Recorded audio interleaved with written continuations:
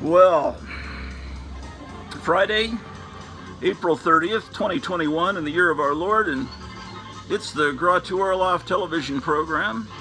Once again brought to you by Bubble Up.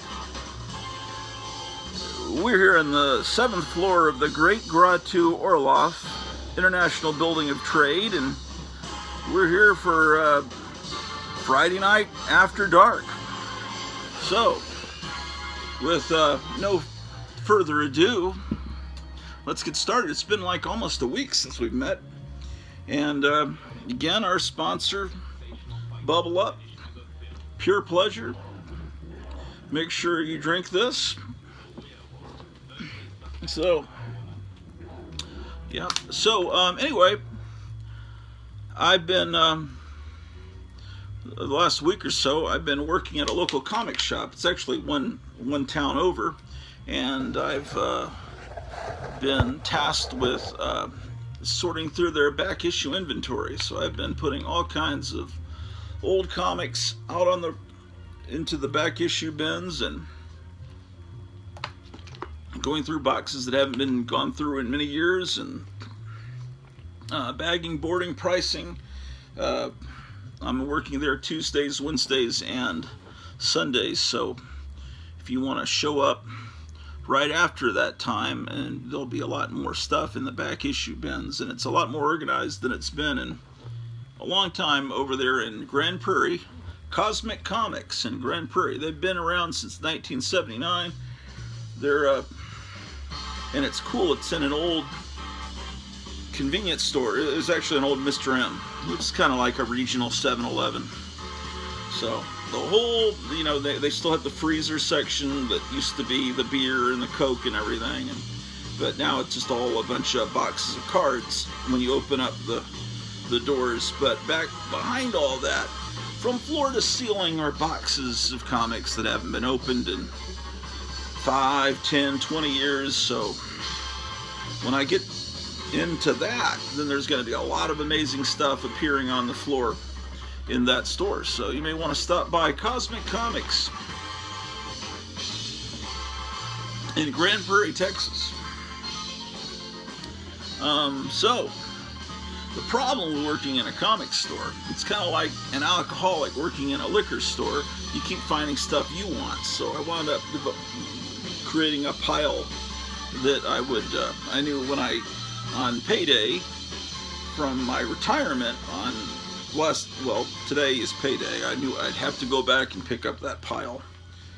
But, so I'm going to show you that now. So, from working in a comic store, I've wound up with a haul of stuff. Now, I didn't price the stuff. I mean, the stuff that I wanted for myself, that wouldn't be fair for me to price it, so I allowed the owner to do that. But anyway, so it's Friday night again, once again. Weeks are going it's really spooky the last month or two, because every Friday my friend Gerald shows up. He'll be here before too long, and it's just surreal. Every Friday we realize, oh, Gerald's on his way. How's it been a week?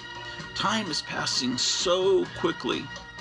My wife said God is being merciful to us because the times are so bad. He's wanting time to go faster. I just know time is moving super quickly. Have you guys noticed that? Last night I had some of the weirdest dreams. And when I was kind of drowsing, falling asleep, I had weird thoughts. And I was thinking one thing I was thinking about is just life. How when I was a little kid, the big new hip comic book artist, he was the guy, was Neal Adams. He started in the late 60s, early 70s. He was the guy. And now, working in this comic store, I realized he's come back in the last few years, and I didn't even really realize it too much.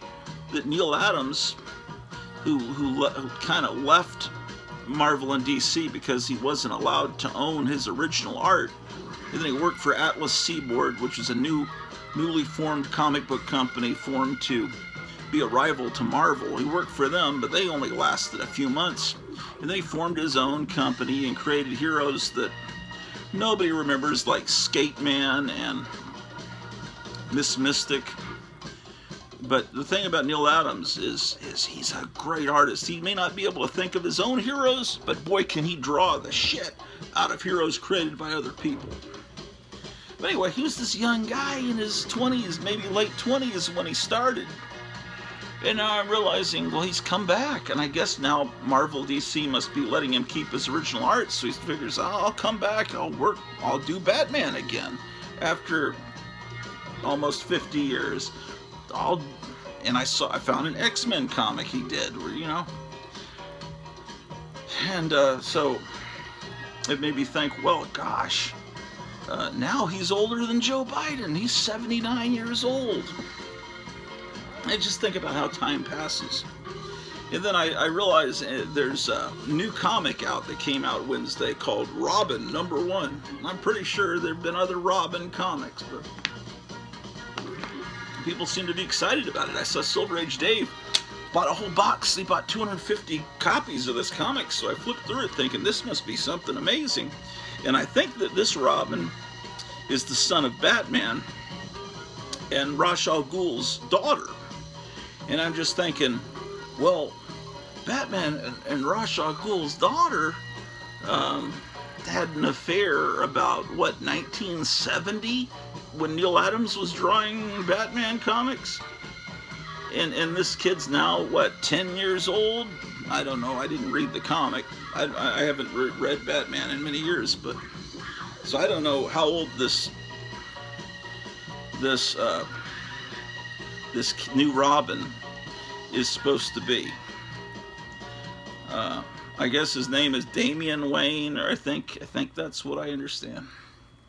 But he'd have to be about 50 if he was conceived back then. So you think, well, comic book time. You know, I was trying to. This morning I was waiting for breakfast at this restaurant, and I realized, okay, so comic book time. Every 10 years that passed for us must be 2 years for comic book characters. Because if you think, okay, the Spider-Man starts in the early 60s, and, you know, you take the 60s, 70s, 80s, 90s, so that's about 60 years that Spider-Man's been around. If he ages 2 years for every year, then that 12 years have passed since the radioactive spider bit him. And so that means that since 1970, would that be about the right amount of time?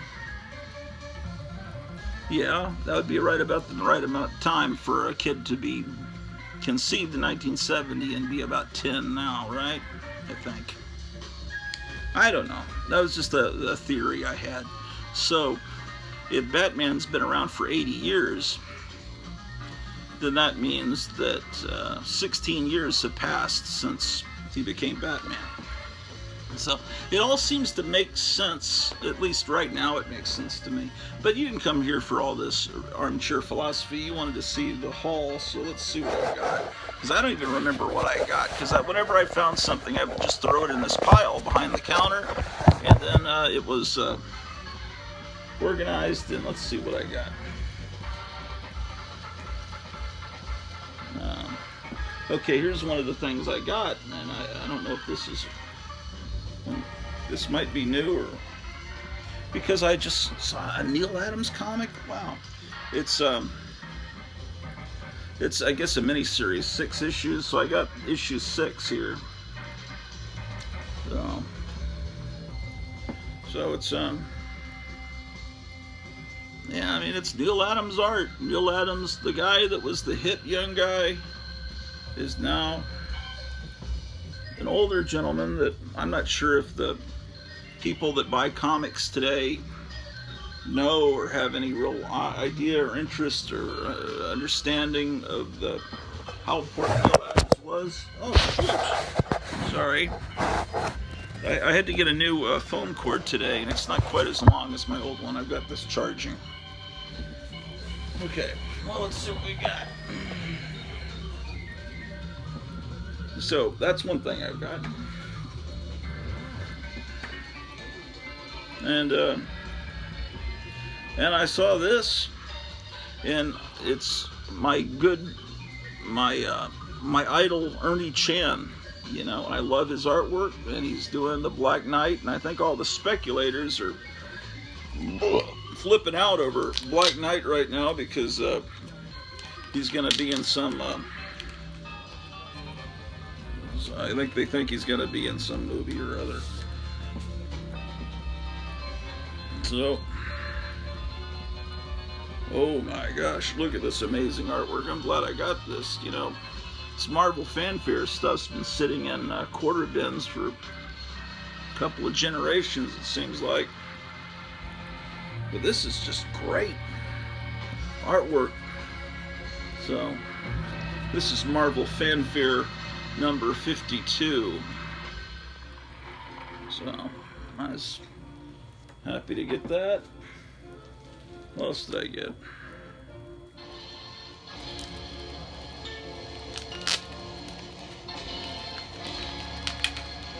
Yeah, so,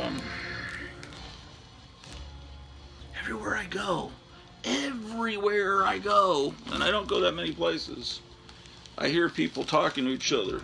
Well, I just got the second one. Boy, my arm was sore for a couple of days. Well, my arm was only sore for a day. Well, I think I'm getting sick. I may have to call in tonight and not go in because, you know, oh yeah, I had to be out for a couple of days. My arm, yeah, I got my arm. My arm is sore. That second one, oh boy. Everybody's talking about the second one. But I don't think we're supposed to talk about that here on YouTube, but it just seems like instead of saying, the weather's nice, or how about those Cowboys, it's like, boy, my arm sure got sore after that second one. Oh. Well, this is Legends of the DC Universe. Oh, wow, it's got a Doom Patrol story. See that?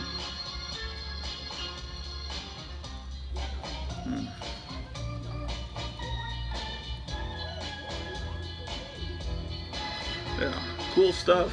I was trying to figure out if this Doom Patrol story. Yeah, a Doom Patrol story that looks like an old Doom Patrol story. Watch it be a real old story, but it looks like, I think it's new, made to look old. So that was a wise purchase. I'm gonna get rid of these bags because these bags have been. Some of these comics have been sitting in these back issue bins for 25 years probably. Well, I hope I don't already have this. I might already have it, and you guys may already know what I have better than me because I went through it's not in good shape. It's Dr. Fate. And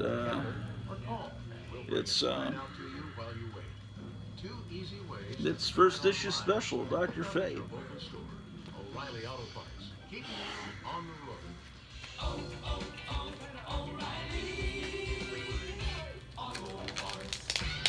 Excuse the Auto Parts commercial.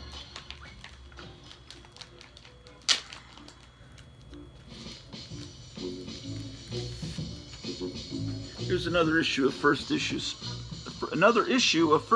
special. This one's number 3, Metamorpho, the Elephant Man. And I really like this artist, Ramona Fredon.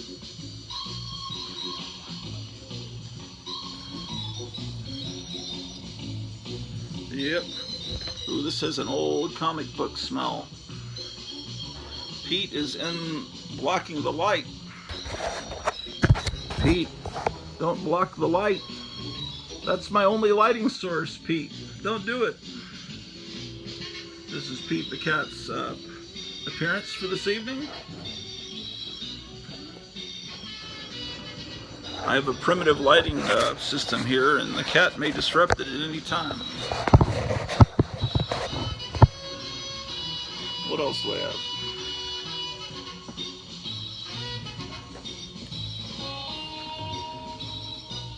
Oh, this is fucked up. It's got spine ticks in it. But I thought this was something I wanted to read.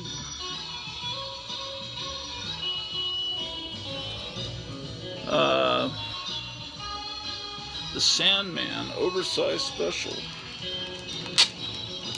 This bag I think I'll keep because it doesn't feel grubby. But I'm going to remove the tape.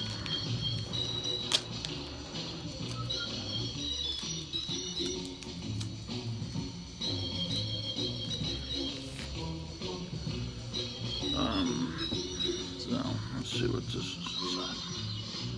It's got this Kirby thing.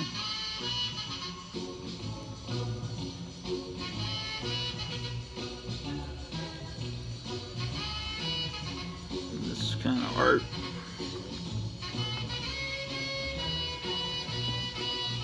It's not too bad. A little too modern.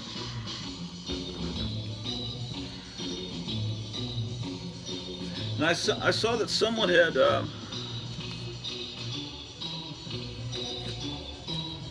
sold some Space Ghost comics, and they've got them double-sided in the bags, which I think Metarog does that.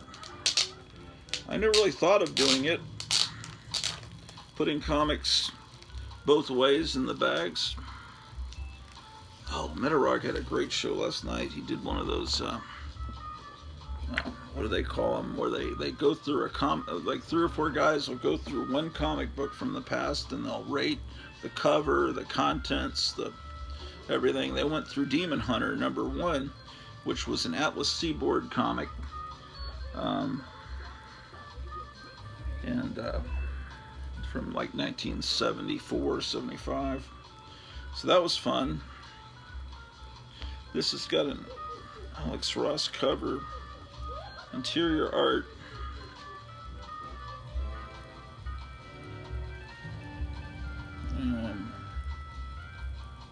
Ariel Olivetti. It's okay. It's not as good as the cover.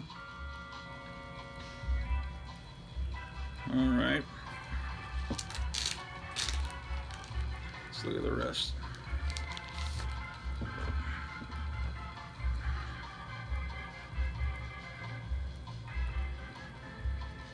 Yeah, the art's all this digital, computery looking art, but it's okay. You know, the cover is really cool. I gotta adjust that light, or maybe the camera, so it doesn't. That's better. So I have 3 and 4.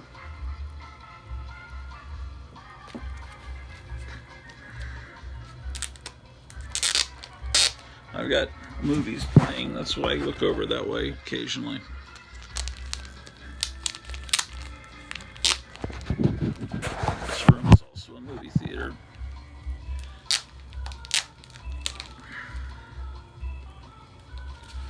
I saw a Ralph Snart comic. I was told that Ralph Snart is something I should look into.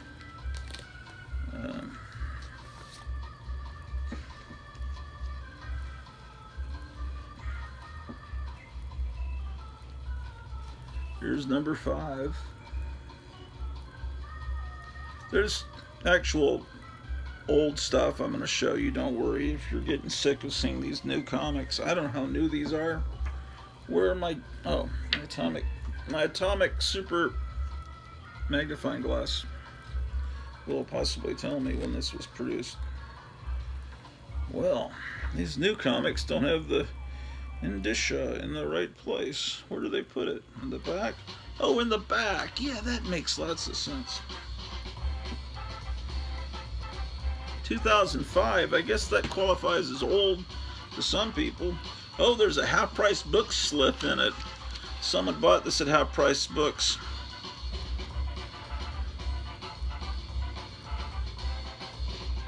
Yeah, I went by half-price books today too. I got some books. I'll show you that in a second.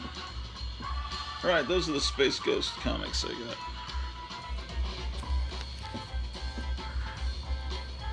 What else do I have?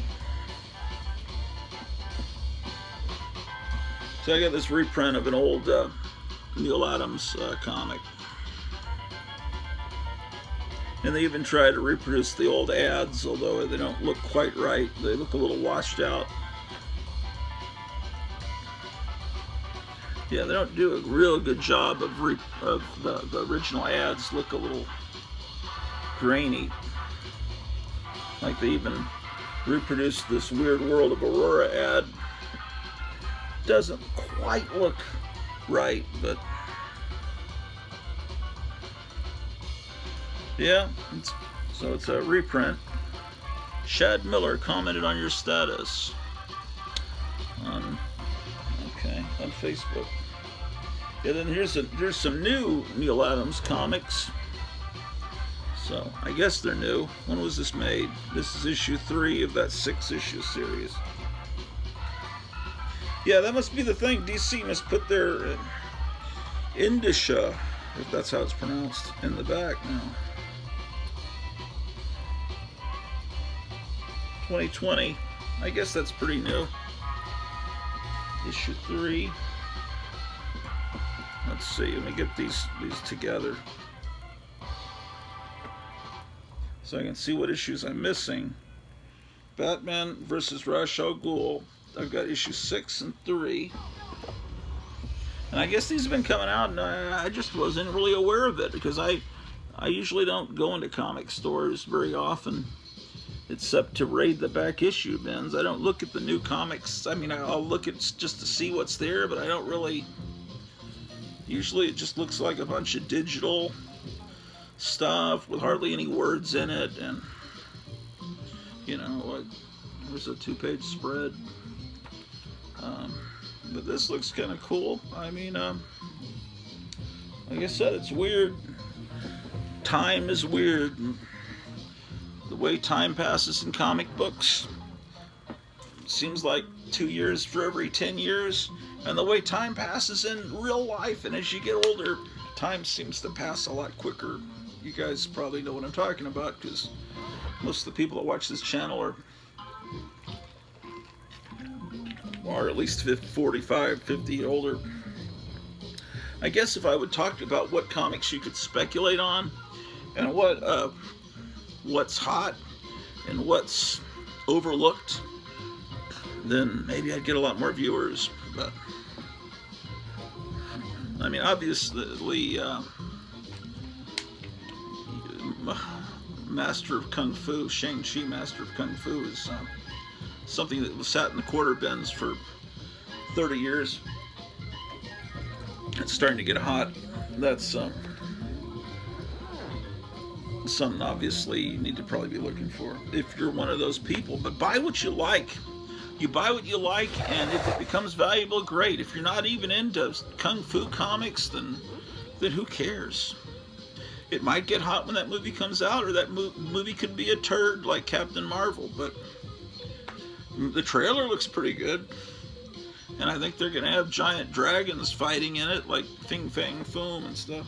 I got this strictly for the cover. Will it be good? I don't know. It reminds me of an issue of Vampirella from Warren, where she's standing there and you've got back issues behind her.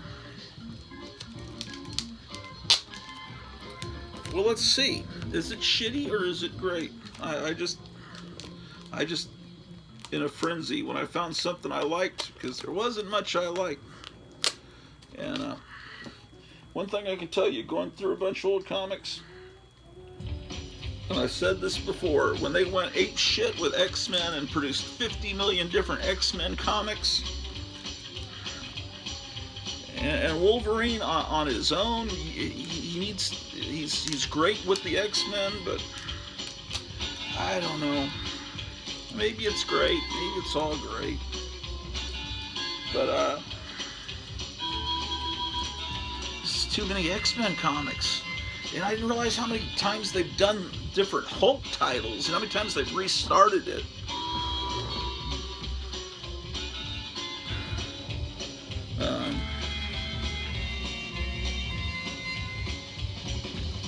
Just stop restarting your titles. It's so ridiculous. And then all these variant, at least they mark variant covers, I notice. At least DC does. I think Marvel does too. It just...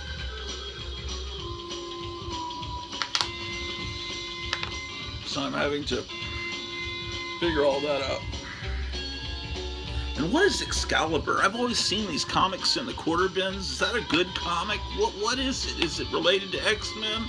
What is it? Is it related to King Arthur? It just looks like a boring comic. Do people actually read that? Is it good? I don't know. I'm not trying to offend anyone. Okay. It looks okay. But looks like it won't take very long to read it. There's hardly any words in it.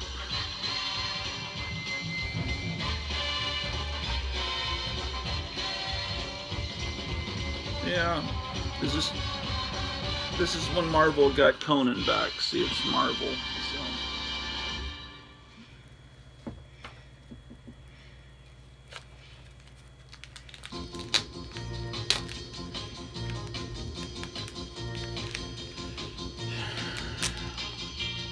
Excalibur, indeed.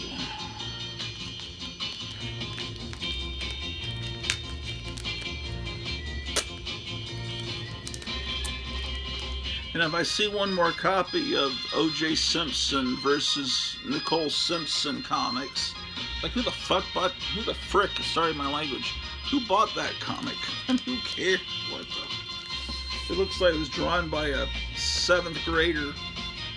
Here's I thought I would enjoy this. Seems very thin. What?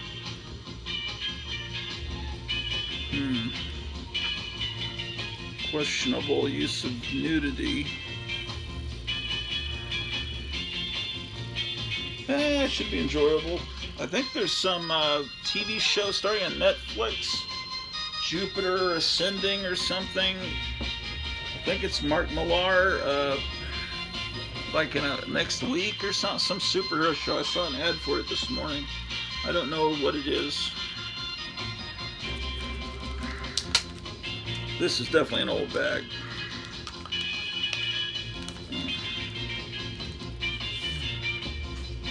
It's $2.98, Legion of Superheroes.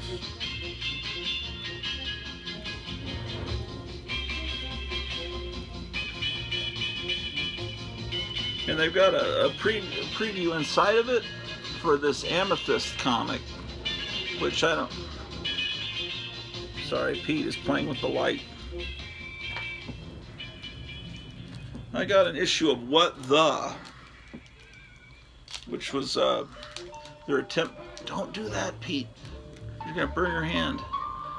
It's an attempt to bring back Not Brand Echh. I love Not Brand Echh, but I never really picked up all the issues of What the, because it didn't look as much fun as Not Brand Echh was, mainly because comic books in the 90s weren't as much fun, and Maurice Severin's art was sorely messed. Having said that, watch... Uh-oh. Pete burned his hand. Oh, man. Pete's wanting to touch that light bulb, and then once he touches it, he's like... You can tell his paw is burned. Pete, don't touch that. My gosh.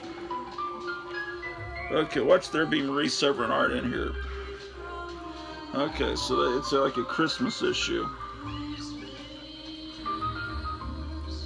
See, this is the way. If I ran things, if you want to do variant covers, do it this way. Just flip it over, and then you've got a variant cover. But I'm telling you, people are. Oh, and if people, just the apparently the hell are they called? CGs, the idiots that slab your comics. I think they just raised their price a few days ago, so everybody was trying to get their comics in right before the time when they raised the price. So I'm glad I haven't sunk. No, I won't. I'll be quiet. I was gonna say I haven't I'm glad I haven't sunk to that level, but no, there are good people that slab their comics, and I guess if you're planning to sell it at some point in the future or leave it to family to sell after your passing, then I guess it's maybe good to have it slabbed. I don't know.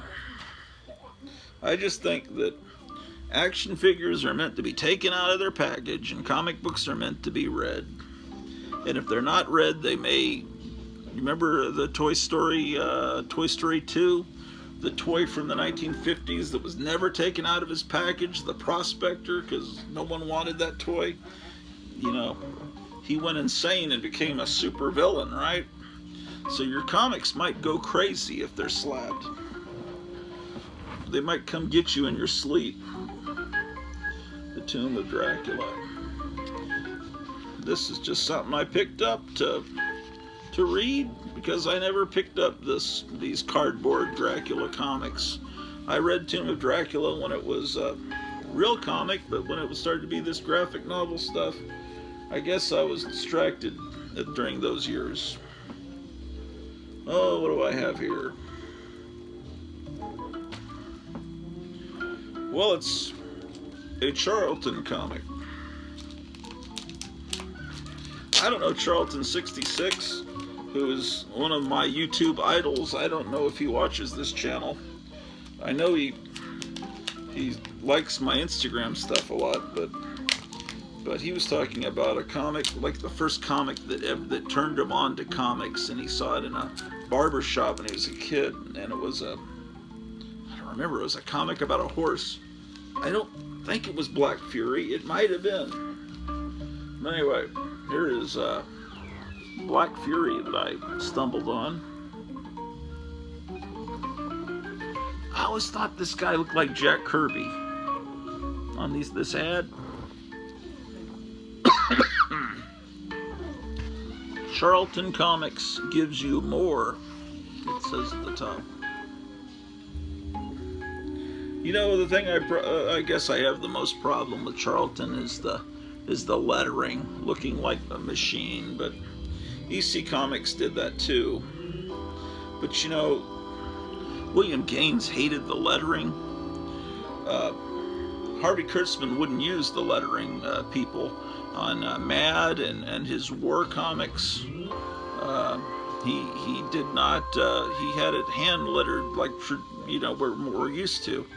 But there was a couple that did the lettering for EC that had worked for them before William Gaines' father passed away, and he inherited the comic company, and he did not want to fire them. Even though he hated the lettering, he kept them going just because, he was a good person. And so that's why EC had that lettering style. Here's I'm actually looking more at the ad here. Genuine Shark's Tooth.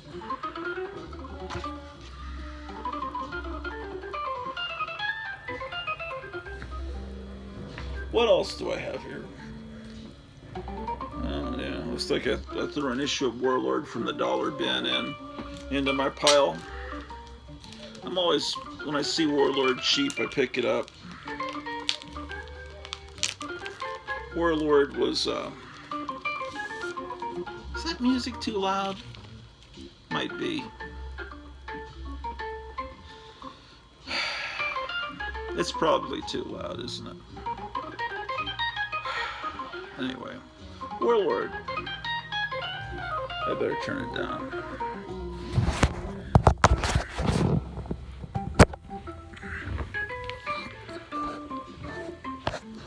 Well, my wife's feeling better today. She was not doing too well for a few days. She was just really depressed, and that's one reason why I've been doing a lot of shows. I've been trying to... Today she's doing pretty good. So, but who wouldn't be depressed in today's world? I don't know. I hear tell that when I move the phone around, it makes people dizzy. Captain Strangelove was talking about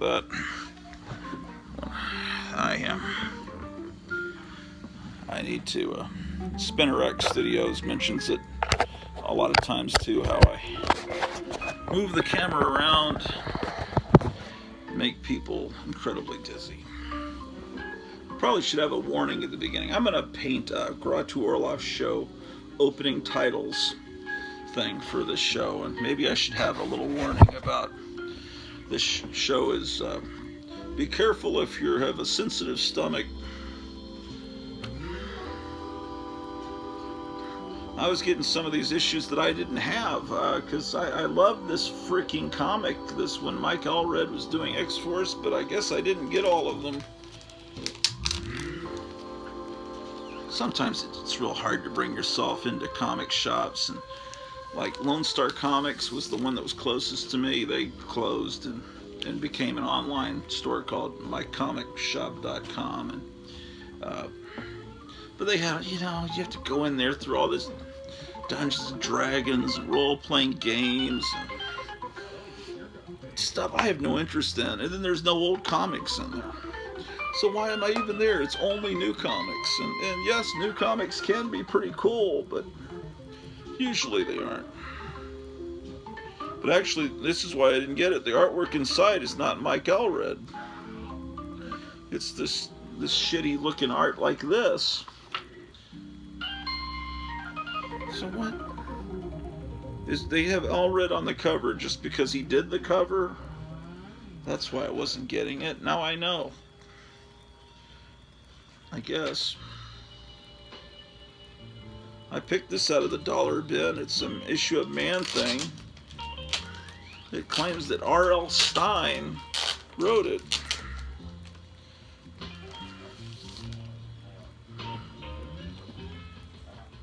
I don't have a lot of respect for R.L. Stine, but he did produce 50 million books that I guess got kids to read during the 80s or 90s, and I think that's good that kids are reading. Yeah, the artwork is horrific in this. I never should have gotten this. I should have known by this terrible cover with this phallic thing over her shoulder. I mean, I guess that's always been phallic, but when you have it like displayed like that, it becomes a little bit more, I don't know.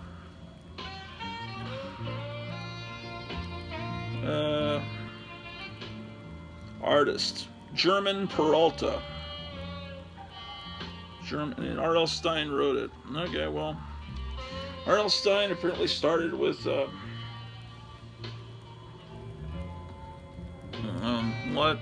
of those like Dynamite, one of those magazines that you ordered from your teachers in elementary school. Either Dynamite or Smash, one of those. Sorry, I'm a little tired right now. I don't remember. All new dupe. I hope this doesn't have shitty artwork inside too. I need to get a different bag here because I'm drawing duds here. I'm trying to show you the really cool comics I got, and I'm not pulling them out. You guys are gonna tune out.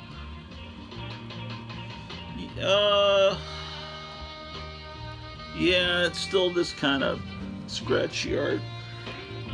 I'll read it, I'll give it a chance, but okay, this is really getting old real fast. Okay.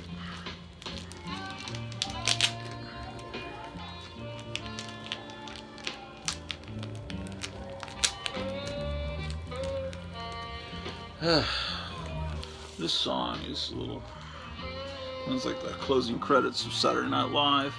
Claw of the Unconquered.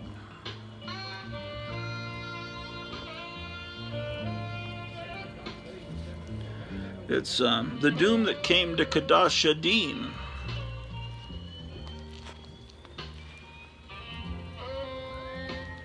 Ernie Chua, also known as Ernie Chan. That's good. Now we're talking as far as good art. See the difference between that dupe and this? Much better.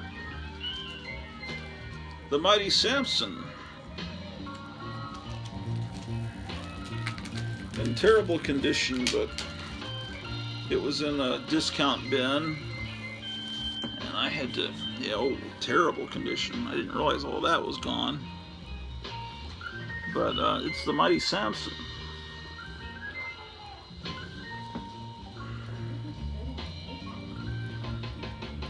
And it's fun to read. Damn. People don't know how to treat their comic books.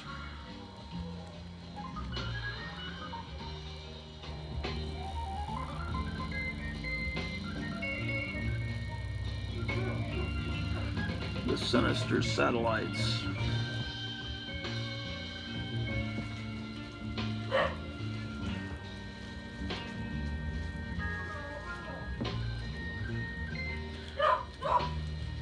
I embarrassed myself by buying this, but somehow I just couldn't resist.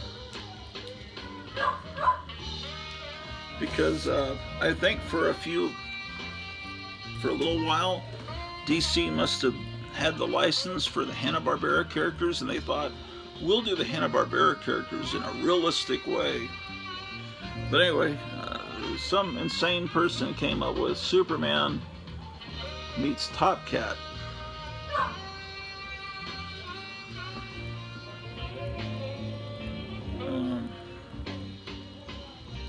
So I don't know what people are smoking there in the DC, but I had to. Always been a Top Cat fan.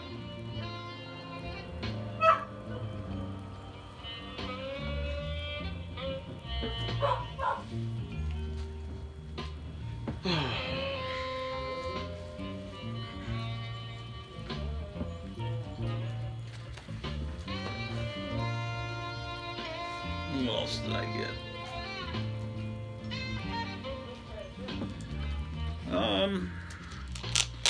I probably already have this issue, or I have the real 60s issue that this reprints. But I got it just, sometimes I get something just because it's inexpensive.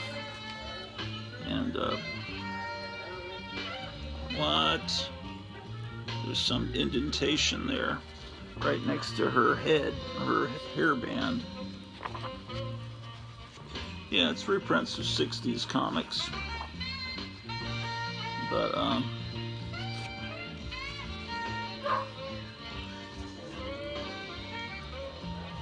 my dog is flipping out down there at the bottom of the stairs. She is, going a little crazy today. I may have to check on this situation.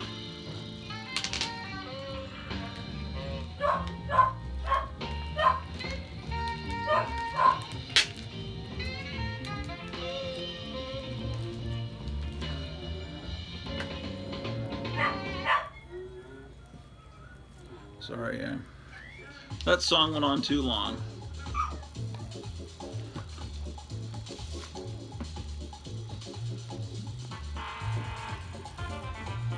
That's much better, you have to agree.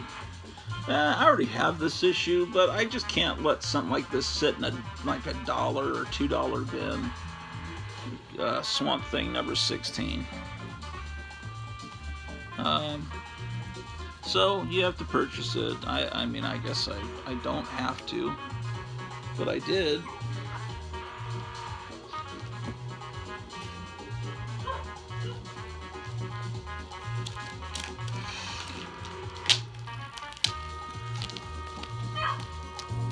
I'm just tossing these bags. This is Swamp Thing number 20. I'm not sure 100% if I have this issue or not.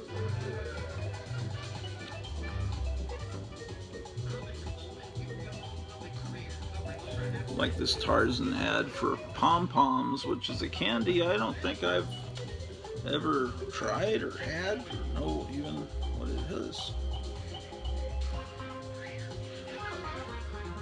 Yeah.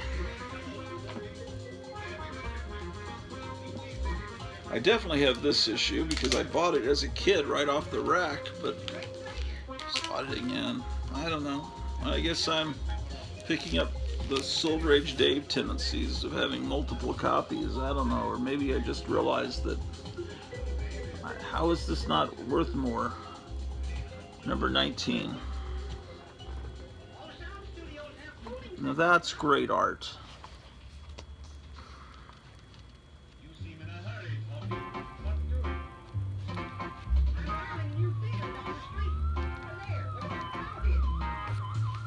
Nestor Redondo.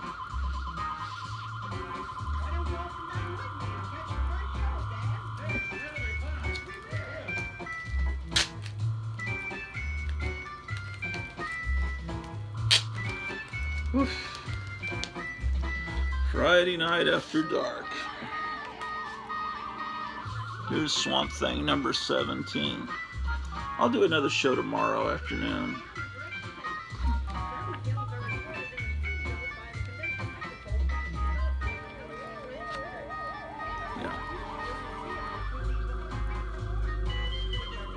Oh, here's another Charlton.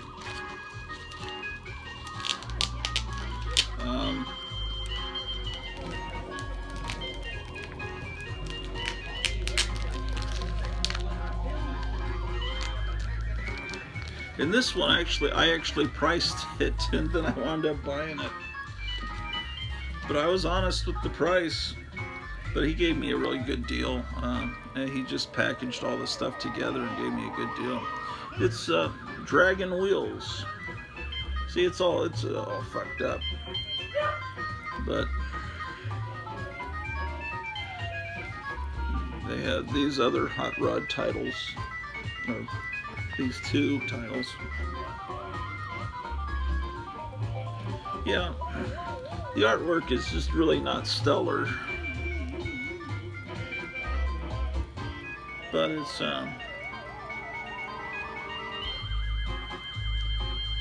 it's just cool. I don't know how to explain why a comic can be crummy and still cool. Is there a way to explain it, or maybe you just maybe it's just the time period it's from.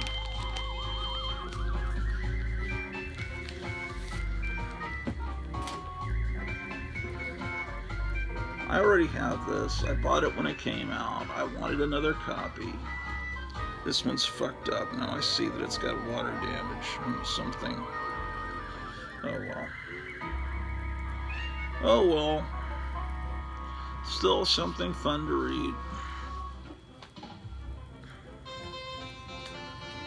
Oh, I got my car inspected today and got my new sticker to put on the windshield. And it was a beautiful day today. It was like 62 degrees. And it was cloudy and a little rainy, but it just felt so good when I was at the service station getting my car inspected. I just stood outside and just breathed in the air. I could have gone in there and sat in the little office waiting. There was someone in there with a mask on. I just wanted to be out in the fresh air, breathe in that beautiful air. I already have this. Maybe I have 2 copies of it, but this is in pretty good shape. And look at this ad.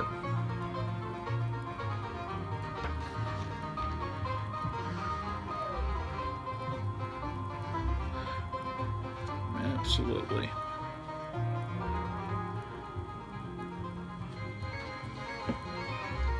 All right. Here's a Charlton comic from the 20-cent era. Attack.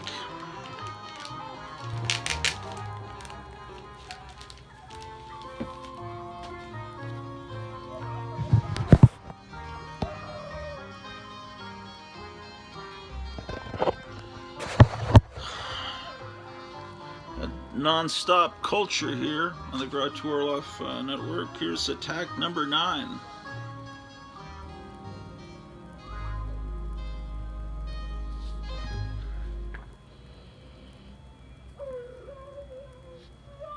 Lose ugly fat while you eat the foods you love, it says. Oh, I went to the dentist on Wednesday, and She said I've been keeping my teeth better and everything, but when they take your blood pressure before they start attacking your teeth, and it was real high, and I'm on blood pressure, like a high dose of blood pressure medication. I'm thinking, well, I'd just taken the pill, 30 minutes before, but I'm realizing I've got to cut out Coke and things like that, and that's why I'm drinking this water. I was, and or this Topo Gigio stuff that my wife loves. I've got to lose. I'm in the 250 range pounds wise. I got to lose a lot of weight, and I'm going to do it. I may have to hold myself accountable. I may have to just start every episode of the Groucho Orlov Show and tell you what I weigh that day, I'll weigh myself right before each show, and then I'll be able to track my progress that way. But I haven't weighed myself today. But here's one of these Archie religious comics. I like that hippie back here. Looks like something out of Little Abner.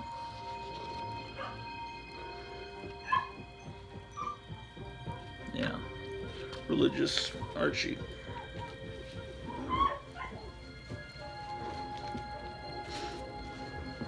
That dog is flipping the frick out. Clean up a little bit.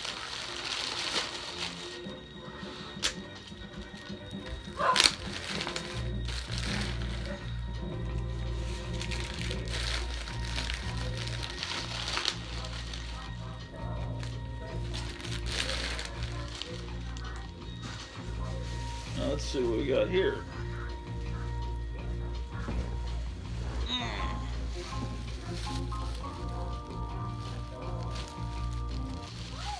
A bag within a bag.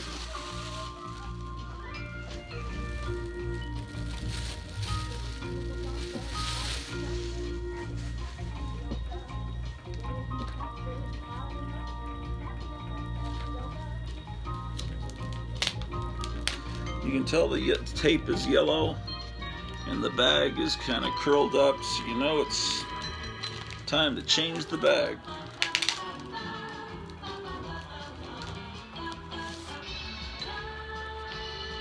Green Lantern 142.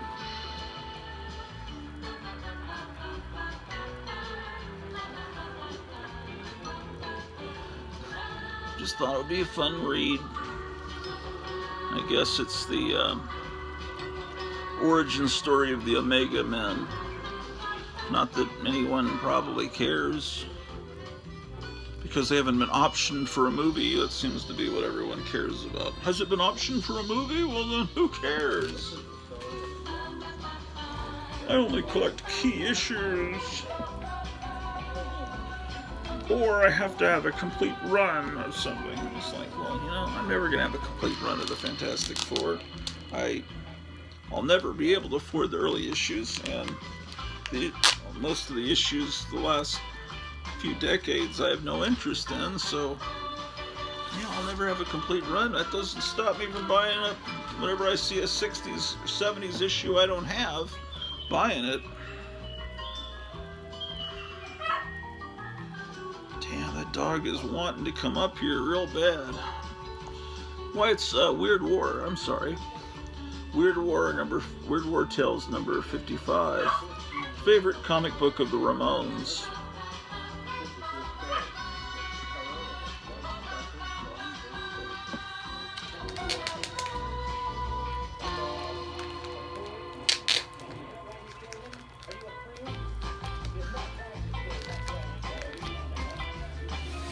There's actually some good stuff coming up, trust me.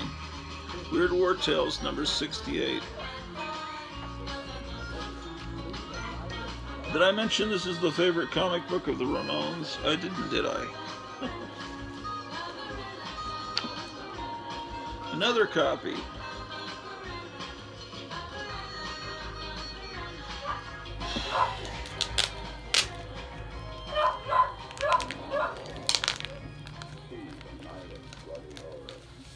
The Night of Bloody Horror.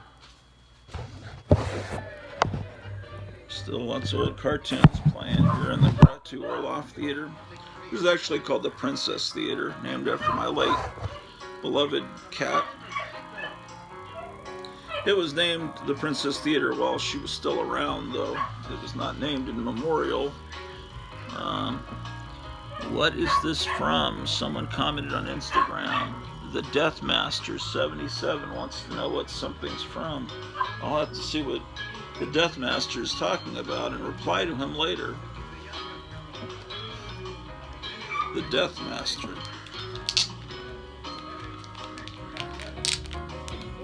An issue of Ecstatics. I don't think I have this issue.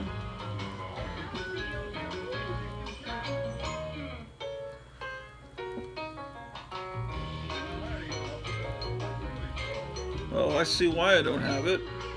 The artwork inside was not by Mike Allred, but it's not bad, I suppose. No, that's why I don't have it, because when Mike Allred wasn't on it, I stopped getting it. And hopefully this one isn't the same problem.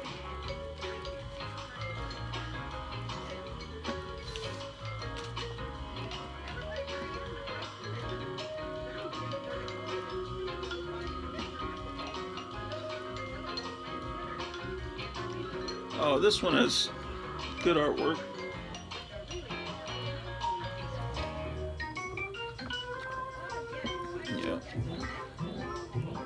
Yeah, Mike Allred, artist. But I don't think I have that issue.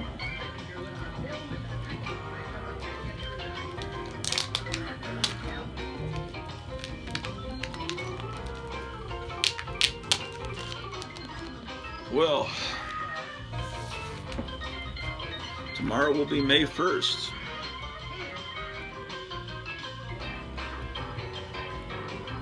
Think about 1 year ago today, how the world was.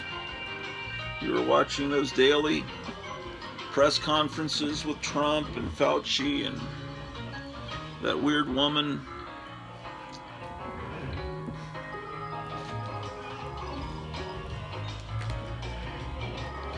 Oh yeah, this is a reprinting of a famous issue where Speedy was on drugs. You know, one of my older brothers was telling me he really stopped reading comics when he said Superman and Batman were force-fed LSD or something, and they were on some trip, and he just didn't think that was right. And I don't know, I guess when they started putting this psychedelic stuff in comics, he stopped losing interest. Here's the Unexpected 182.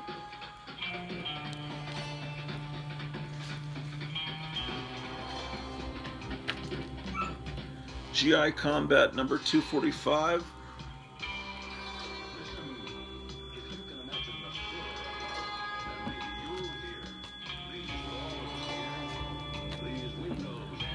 Here's Sergeant Rock, well, Our Army at War number 214 with Sergeant Rock.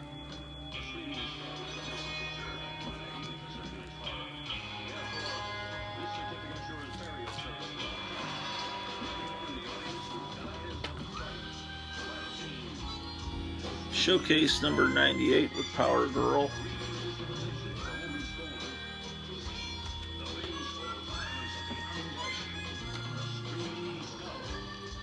Warlord number 22. People don't seem to like Warlord. It's always in dollar bins or 50-cent bins, it seems like. Yeah, here's another one. Number 64.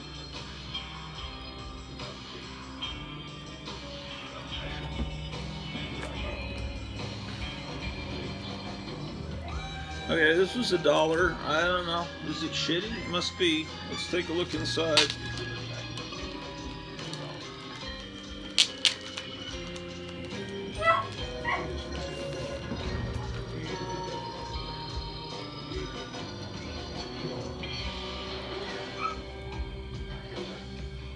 Yeah, it's like a typical comic of today, you know, it looks like this. I don't like when they have an ad and a page of art. And traditionally they would have a 2-page spread of art, and then you'd turn and there'd be an ad, but now there's a page of art and an ad. I don't like that. Yeah, it seems to be the trend. There's a page of art and an ad. I like 2-page spread of art, and then you turn the page and there's 2 pages of ads. Yeah, it's consistent throughout the comic. Like every other page is an ad. Oh well, you know, I guess I have Patsy Walker Hellcat #1.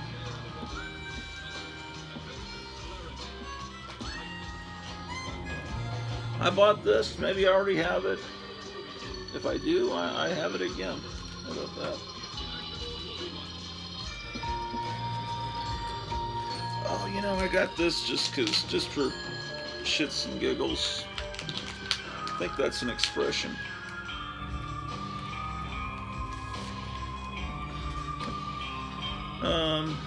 Because it's Marvel Fun and Games, and I saw Howard the Duck there, and you've got weddings, and I just thought maybe this would be fun to read.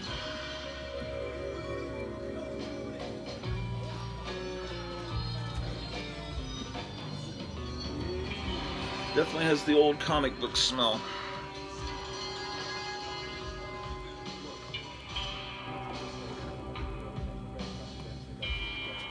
The Wedding Game.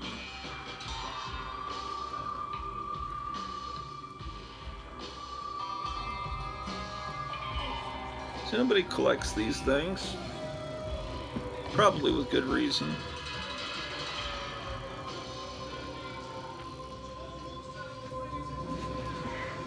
I'll tell you, when you've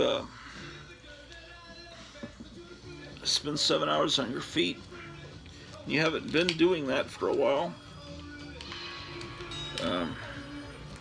you realize that when you come home, boy, are you beat. I kind of like this cover. I think this is one, yeah, Action Comics, they're putting it out every week. I think it was, yeah, it's okay. It's alright, I guess.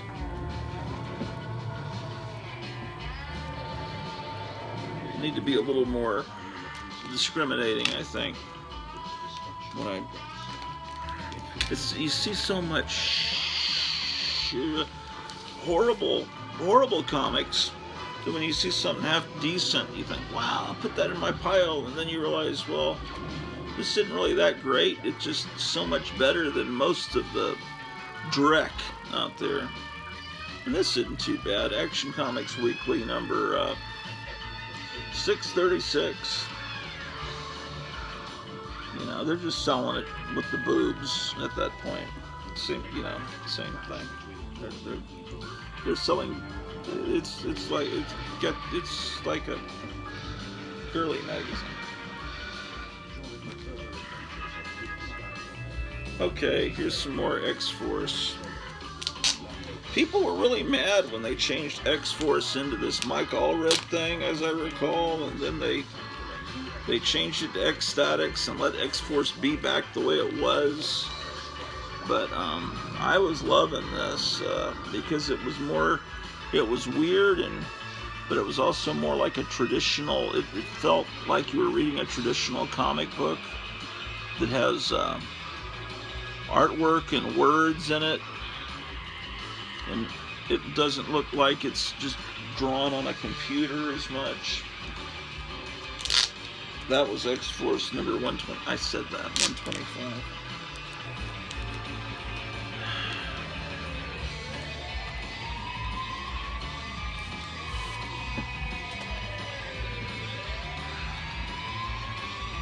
Yeah, this is 124.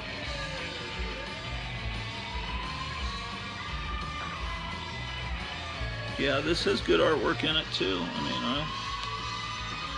that looks good to me.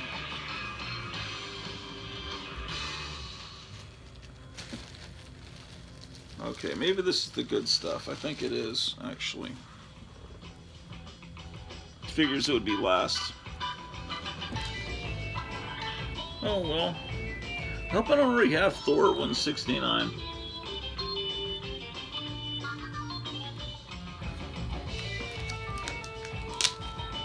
Let's take a look.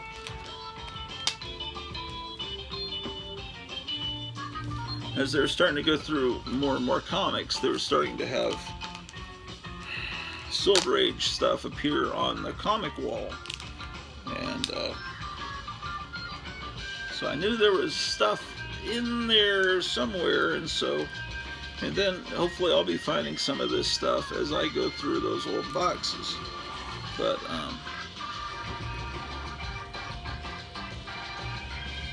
yeah, this looks real good.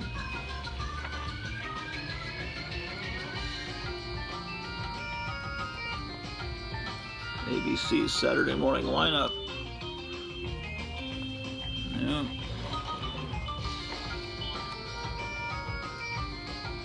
What was the last issue that, well, I can look it up, I'm just talking. What was the last issue that Kirby did on Thor?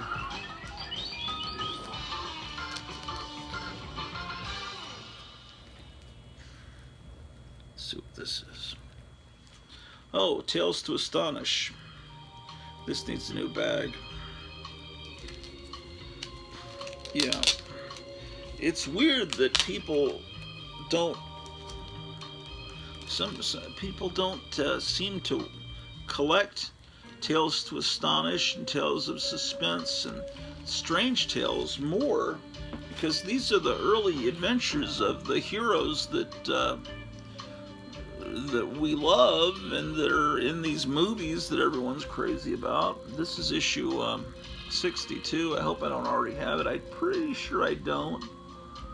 But it's just something. It's like, damn. Yeah, I mean, you gotta love this. And this is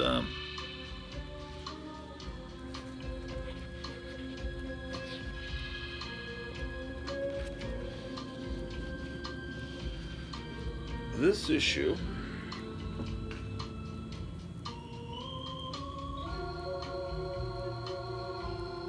December 64. Okay.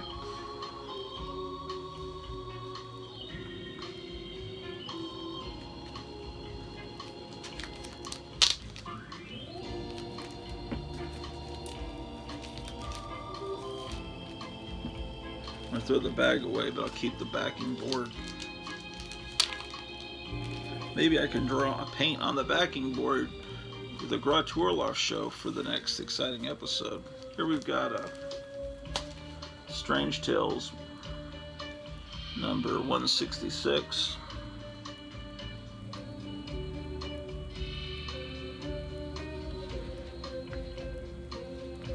Yeah, I mean, this is good stuff.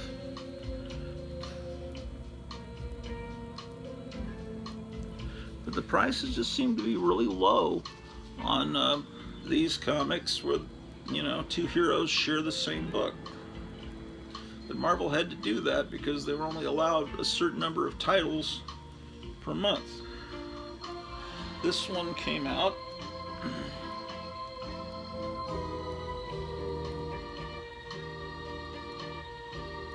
come on, March 1968.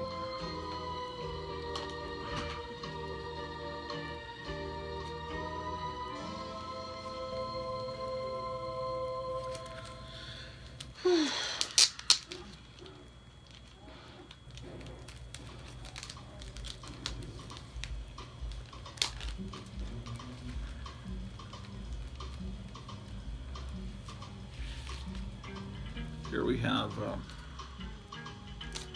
going to save the backing board.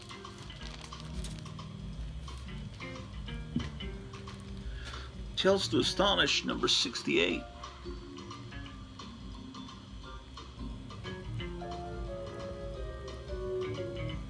Now, these ads for Ubiwaza. There's a little hole there. Shit.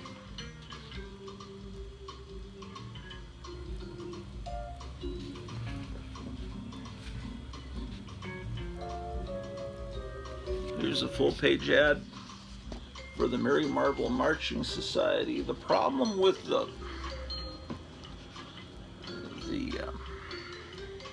omnibus books is they do reprint the letters section, but I am a big proponent that they reprint everything, including the advertisements, because that's part of the whole experience of reading a comic from this time period.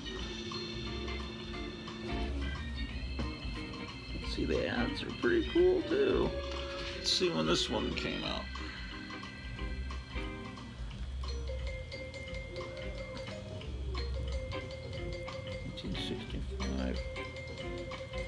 June 1965. Okay, that means I was born April 20th, 1965. Comic books are dated 2 months late.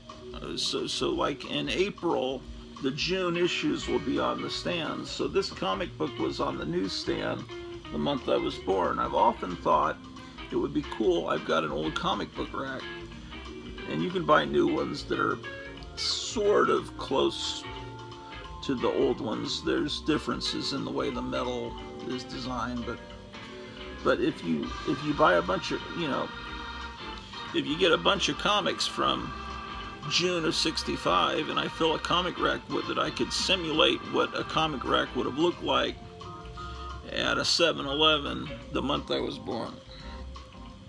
That's the kind of thing that I think about. And you can easily do that, like on mycomicshop.com. It tells you the month and the year, and you can click on that, and then it will take you to a page that lists every comic and magazine that they've got in their database that was from June of '65. And that's how you would do something like that if you had enough spare time. And and this is another issue of Retro Fan, number 14, that I also got.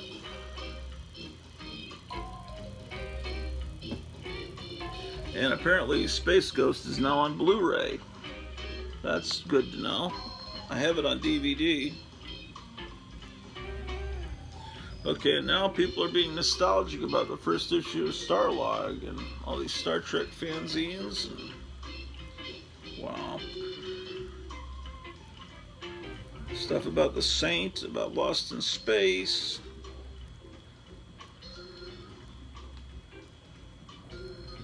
Scott Shaw. Bigfoot.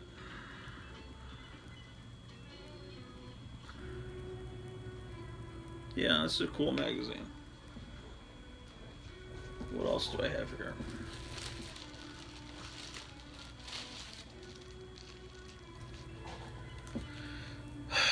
This is the new issue of Mad.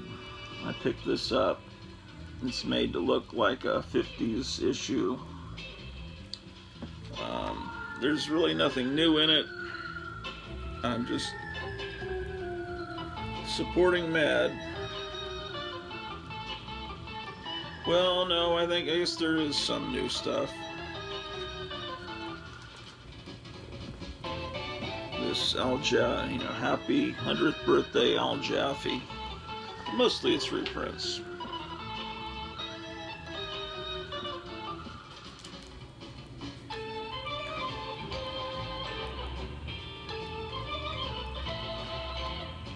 Well, this, I hope it's not just the cover. Watch it be. This is an X-Men comic that's got Neil Adams drawing the cover. Now, X-Men, late 60s, Neil Adams drew some issues. And I saw this, and I had no idea this existed. But it's interesting to see Neil Adams drawing Wolverine. At least I thought it was. And let's see if Neal Adams draws the interior art.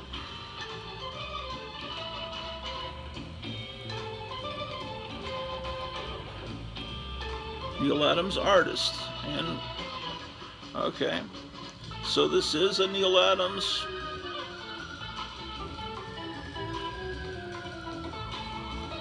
This is a Neal Adams book. I have to look into this. How many issues did it go? I don't know. Yeah.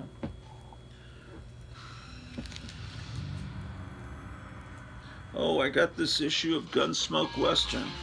This is the oldest thing I got. It's a Marvel or 50s, so it'd be timely, you know, Atlas. Let's see the board. Kid Colt starring in Gunsmoke Western.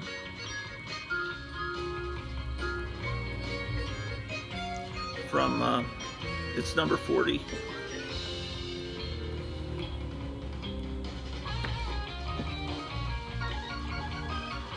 My neck is killing me. Maybe it's where I have the camera. Maybe I can sit up a little bit. Yeah, it's got some... Oh, well, that's Al Williamson art. See Al Williamson.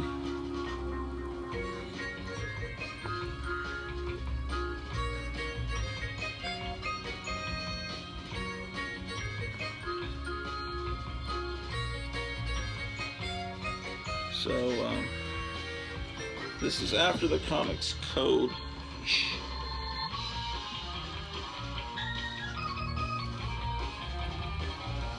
April 57.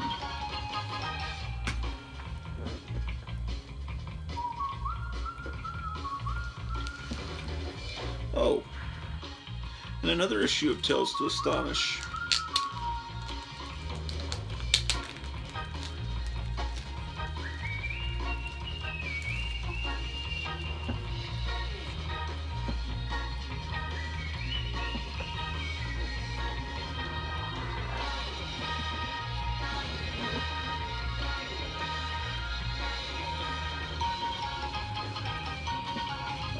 Number 53.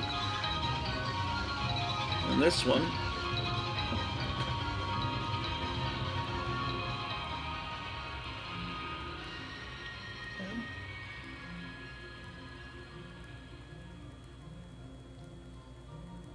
March 1964.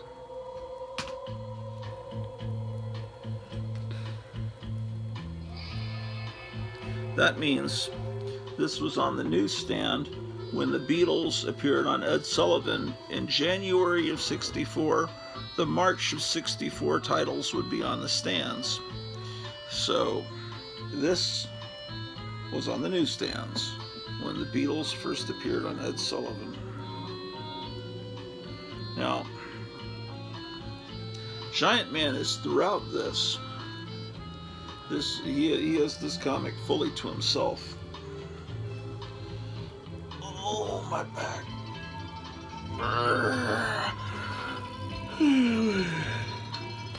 So,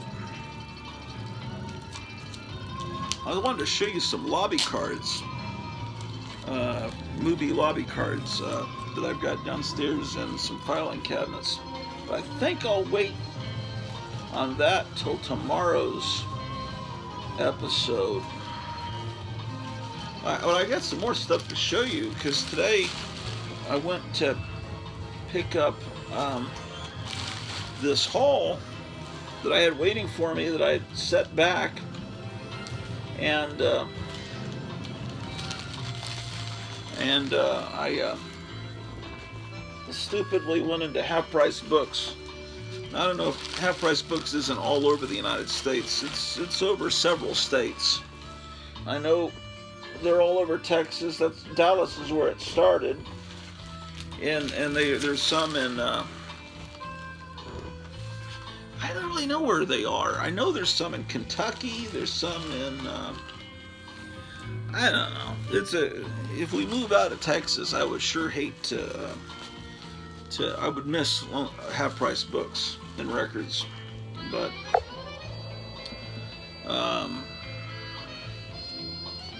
oh, and that we were talking about that that house that used to be a funeral home. So that's already under contract. Someone's buying that. Probably someone that watched my show. I wouldn't be surprised. But anyway, I watched someone turn it into a funeral home again. But anyway, that was.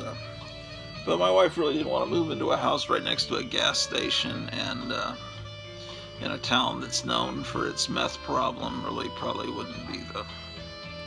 Anyway, it's a market where things are selling, and so. Then there was a house we really wanted in Virginia, and that was just taken off the market. They may have gotten sick of trying to sell it. I don't know. We were going to call about that.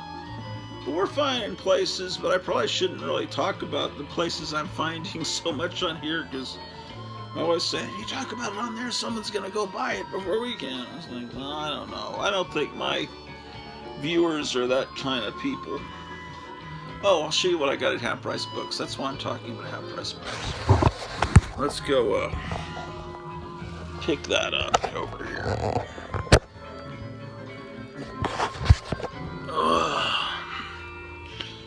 I wonder what time it is. Because my friend Gerald will get here, I don't know when. I want to have this episode finished before. Yeah, you know, I did start putting these posters on the ceiling. I was going to go across the whole ceiling, and then I stopped, but I think I'm going to continue with that project. I don't even think about it anymore, but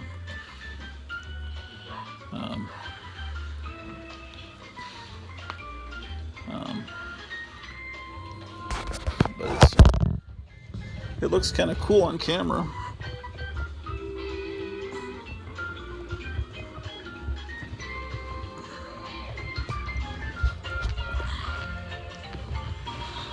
Sorry.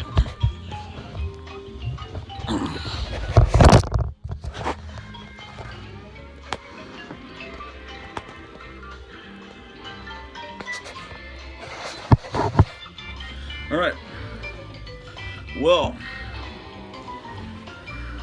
these PS art books, they're selling for $12.99 at Half Price Books. I still never been in Ollie's.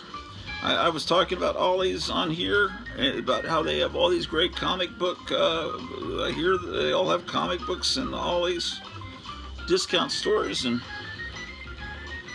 I talked about it, and Man Bear Pig went into Ollie's in Pennsylvania and got some really amazing stuff, but I've still never checked out my local Ollie's. I've never been in there in my life. I just know about it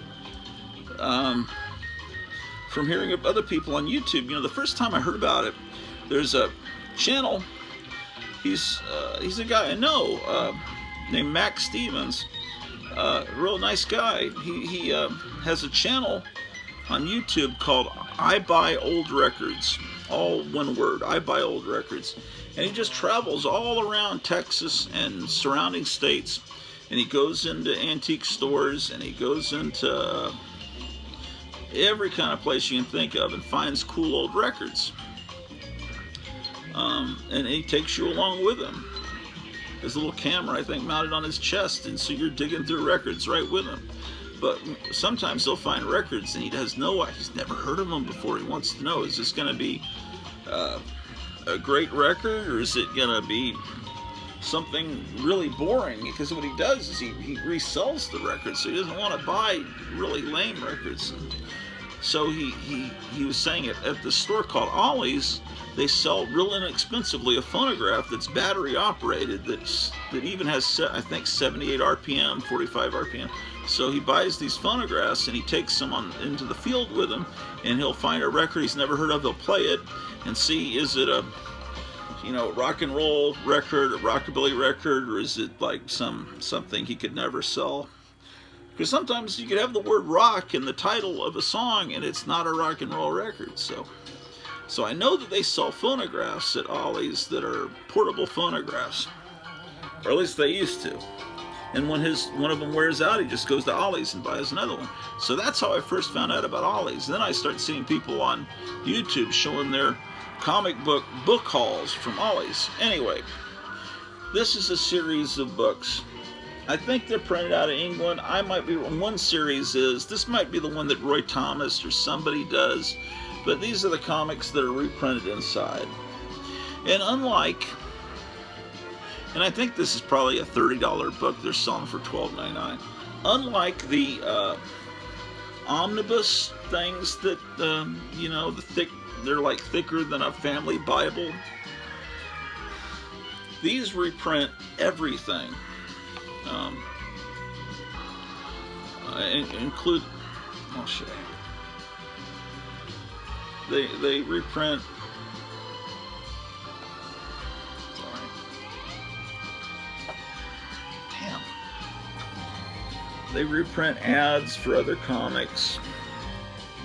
And they shoot it not from the original artwork, they just shoot it from an actual existing comic book. And I guess color correct the art as best they can. But honestly, I'll never be able to afford in my lifetime all these pre-code 1950s horror comics. Might be nice to have a few of them, you know, but I don't have the money to do it. But, you know, these look really good on a shelf. It looks like an encyclopedia set. This is Unknown World. Unknown World, and it's issues 1 through 5 from June 1952 through February of 53. And then, and I got this. This is definitely, well, some of them I guess Roy Thomas does, and some of them, I don't know who does this company, but Roy Thomas was behind this collection of The Heap. Now, The Heap appeared in Airboy, and The Heap was, I first became aware of The Heap because there was a parody of The Heap in the old Mad EC comics. But The Heap was the original swamp creature before Man-Thing and Swamp Thing, which both started almost the same month in around 1970 or so. So it's real hard to say one's imitates the other. It's like the Munsters and Addams Family start at the same time. Swamp Thing and Man-Thing start at the same time. But anyway, The Heap is really cool swamp monster comic. He's the original swamp monster. So I had to buy this, and I shouldn't have gone in the half-price books. It was against my better judgment, but I wanted to buy in this big pile of these things. And I had a whole lot more, and I had to put some back. I said, which are the ones that are the most grisly and horrifying and gory? Those are the ones I'll get, and I'll try to come back for the others later. Sometimes you can't get everything, because, you know, my wife's birthday is in a few days, and then our anniversary's in a few days too, and different things we've got to take care of, you know, like the car registration and inspection. You know, sometimes you gotta. This is The Unseen, Volume 2, which is August 53 through July. August 50 through. August 1953 through July 1954. I'm almost as bad as our fearless leader, Joey B. Yeah. Borrow money by mail. Well, look at this, man. Is that great or what?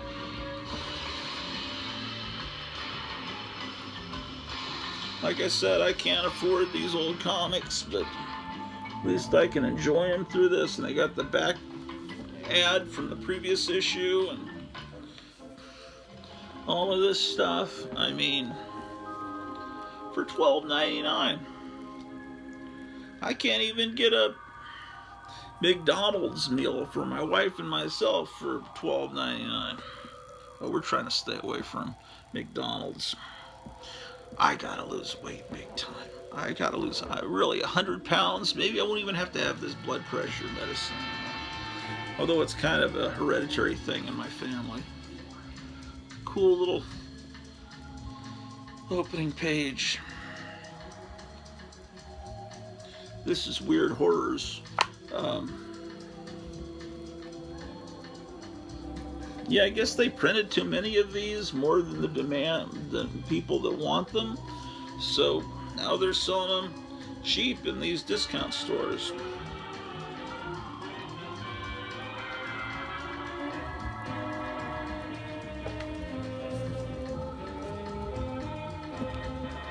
That's what I think. You know, the stores say you must wear a mask in this store. That's what you should wear. You should wear this outfit. Oh, and while I was in Half-Price Books, I did get one actual real comic. Let me get it out of this because they use actual cardboard as the backing board, and this shitty little bag. Yeah, I mean, this is the backing board is actually a piece of real cardboard. And this comic is in wretched, deplorable, as Hillary Clinton would say, condition. But I wanted to read it. And I wanted to read it real bad, so I purchased it. Stanley the Monster. Stanley and his Monster. Which I think they revived in modern times, and they have his monster is a demon, and it's just dark. You know, of course, this. See, they even imitate the Archie style logo. See, this is going to be fun stuff to read. So, this. Don't normally like to get comics in this awful a condition, but how often, seriously, how often do you see this comic in back issue bins? Maybe you do in your local town. I sure don't.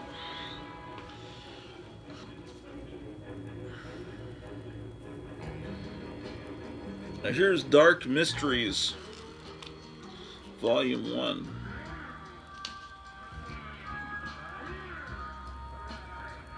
Yeah, I gotta stop this stuff of when I'm sorting through the comics, creating piles, because it's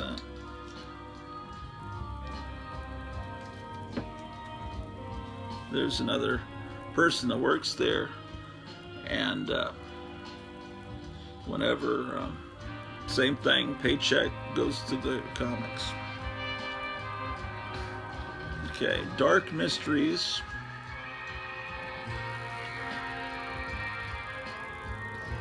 This is June, July 51 through April, May 52, issues 1 through 6.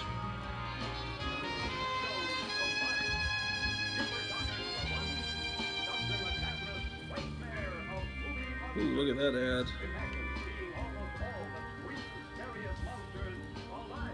Here's proof. Save your hair. Oh, here's that really cool ad I've always loved. Another Save Your Hair ad. They figured all these kids were going bald. No, because comics weren't really read only by kids back then. So a lot of the guys that had fought in World War II,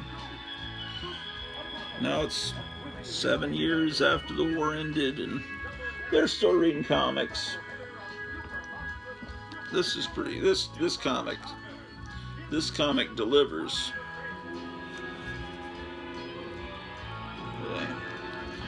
Dark Mysteries. And then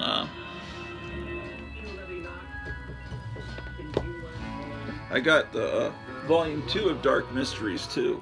It's cool stuff.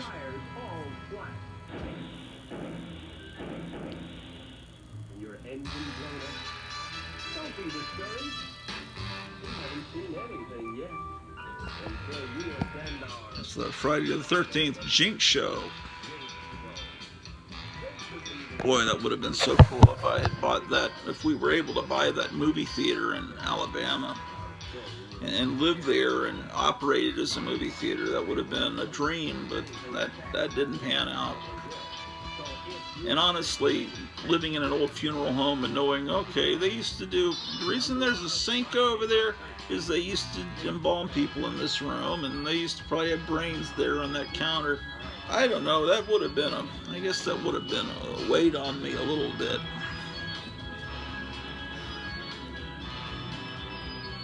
Ah, yes. This is definitely pre-code.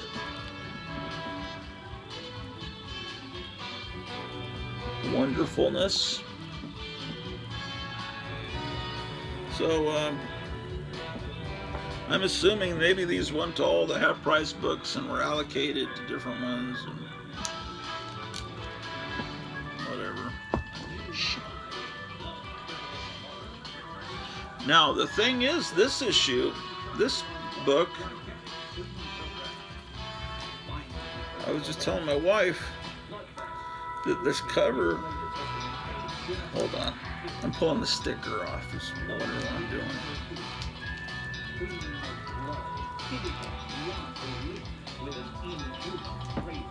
Yeah, ghostly weird stories. This here, this comic I actually have, I showed it to you a few months ago when I was going through my old comics, but this reprints that issue and these other ones. And that cover is by L.B. Cole, who was an amazing artist, one of either the first or one of the first African American comic book artists. And look at this art, man, it's great. Jack Kamen also has some art in here. Yeah, this is going to provide a lot of entertainment, summer entertainment, and spring entertainment. Yes. Well, I should show you. Then I went to an estate sale just a little bit ago, and I should show you what I got there. You'll have to go downstairs to get it. You'll have to wait for me.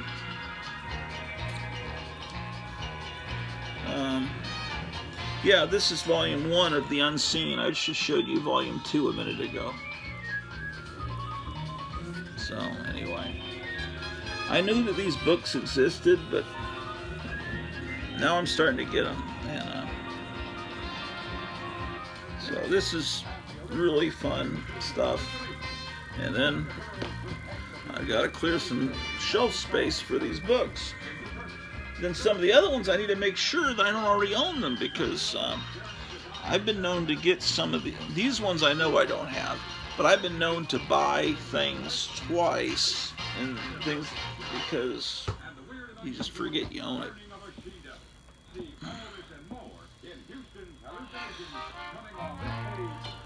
Okay, hold on.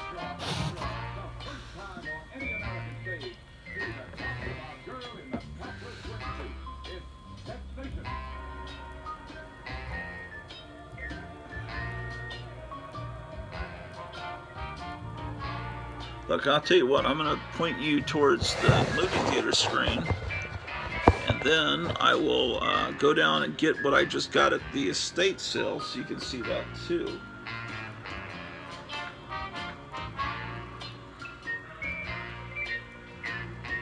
Then I need to go in that other room and inflate the mattress for my friend Gerald when he comes tonight.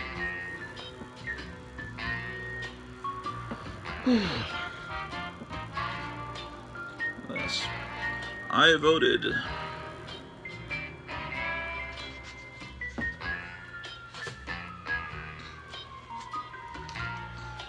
Okay, I'll be back in a moment, so be patient.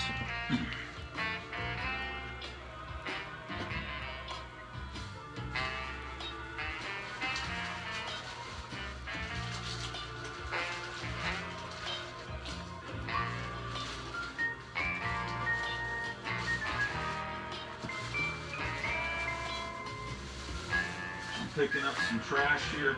We may go to a wonderful Mexican restaurant tonight called El Gabacho. It's got like a John Wayne theme in there. Maybe I'll do a quick video inside the restaurant so you guys can see this neat restaurant. But the problem is you'll never be able to taste their fucking chips. over the internet, unfortunately.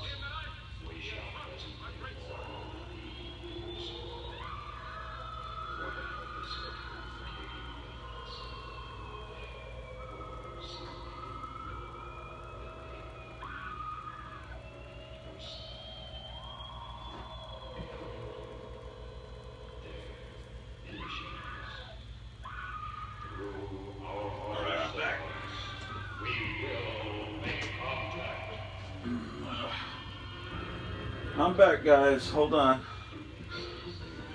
Guys and gals, I should say.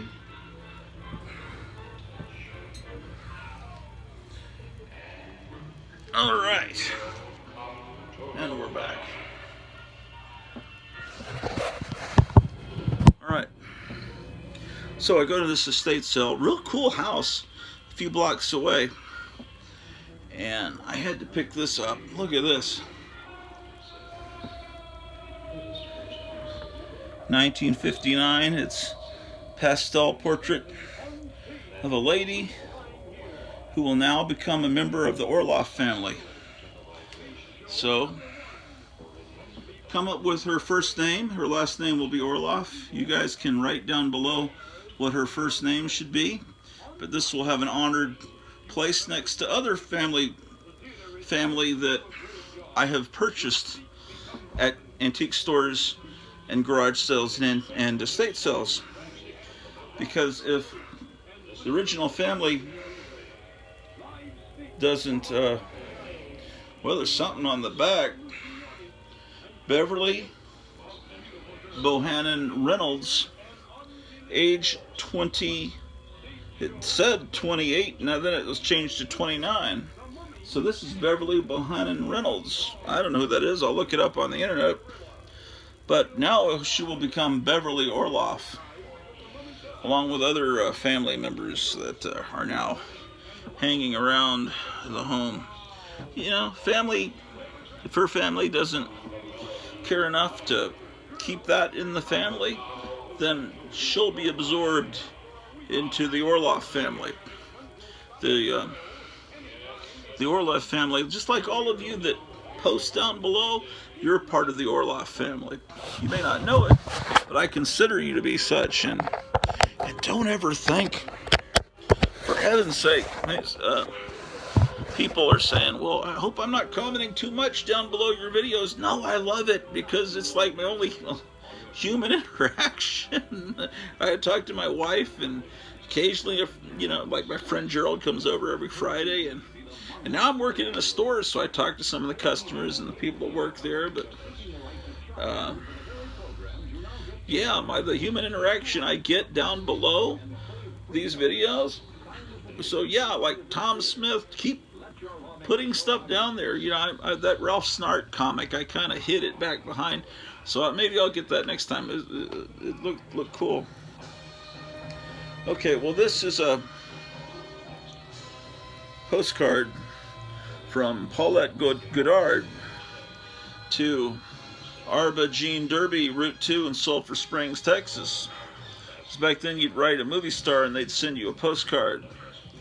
Now, they had a bunch of autographs at this antiques thing, this estate sale. Most of them are obviously printed signatures. This one is printed, but it's so if you wrote off to a movie star, they'd send you back a postcard with a fake autograph. I don't think that's real. This one could be real. This one looks like it's a different color ink than the brownish around it.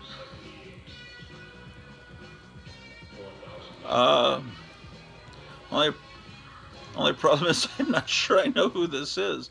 Can you guys make out this? Well, first of all, that's what she looks like. Can you make out the signature there? I don't know. Okay, so there was this sleeve. The record was not in it. This has been reproduced. I have a reproduction of it.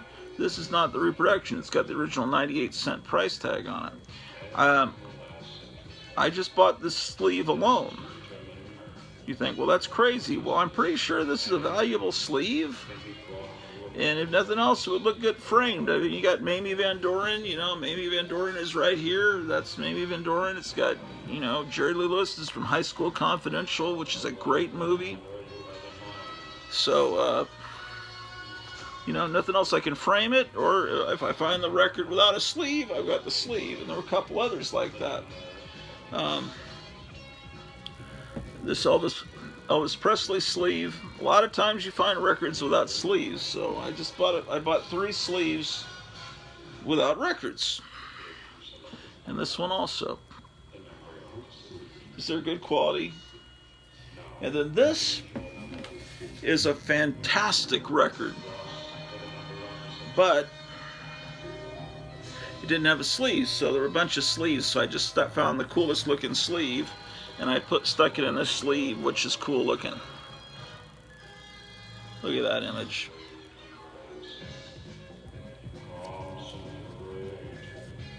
So what it is Al Downing with the Pocats. Also, I know him as Big Al Downing, but it just says Al Downing. It's got Oh Babe, it's on the Challenge label, and the other side is Down on the Farm. Now, this needs to go in the jukebox. If you don't know this song, type into YouTube, Down on the Farm, Al Downing.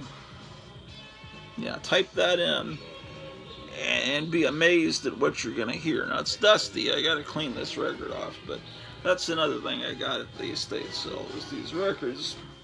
And then, being a 70s nerd that grew up in the 70s, here's, I got this Carpenters record that's got, it contains the new hit single, We've Only Just Begun.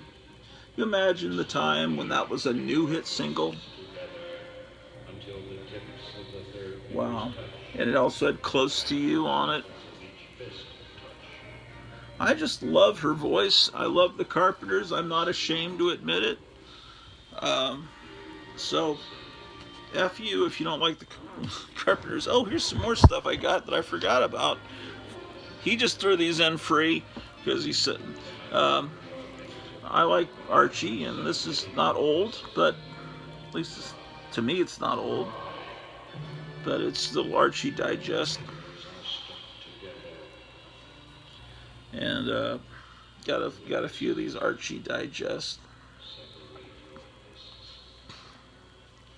And I really like Little Archie. I've told you that before. I think the artist Bob Bowling, I think is his name, was, oh, here's something cool. I just found this. It's a calendar from, well, I put 1880. I think this is from 1972 or 73. So it's a personal monthly plan book, but I personalized it with stickers and ads from the newspaper, like King Kong being re-released in the early 70s. But of course, you know, tape doesn't number the newspaper when you tape things down. And February 1973, I taped in an ad for Grave of the Vampire, which is a pretty, and then there was something else I had taped here that I removed because I guess I wanted to photocopy it. But Grave of the Vampire has a baby vampire that sucks blood. But the thing is, what I did is I personalized the calendar. Groundhog Day, Honest Ape's birthday, no school. What else do I have here? Oh, this is when the mongoose won the prize. I made a little model of a mongoose in a cage, and it won a prize at my school. I don't still have that, but I remember making it. And look, I was sick on that day. No school, and I put good. Then stupid school again. Oh, wow. On the 25th, TV, Channel 13, Curiosity Shop. What is a scare? Monsters. So there must have been a show called Curiosity Shop about monsters on that date. And Dracula's birthday, of course, is here. Let's see what happened in March of 73. It looks like I put in the close-up. They used to have that in TV Guide when there was something on that was kind of special. It was the close-up, and it's the Lorax. Must have been on that month. And of course, I've got a vampire coming out of the coffin. So you got my little monster drawings. I've always been doing that. So I've got a picture of Santa there.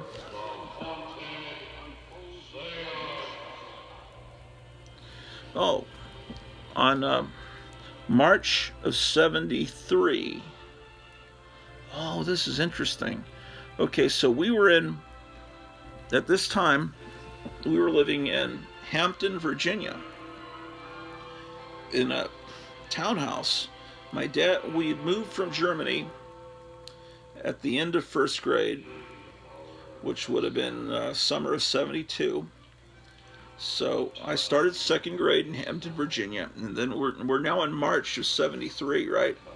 So apparently that's when my dad must have gone to San Antonio. It says Dad goes to Texas to get house with den. So that must have been a really special thing to me, knowing that we were going to have a den. And so and so we for a while, it was just my mom and myself and my middle brother Mike were there. And look, tomorrow on TV, on the Munsters, it was the Zombo episode, so I had to put it on the calendar that Zombo. I love the Zombo episode. Charlie Brown's going to be on TV on Channel 3 on March 11th.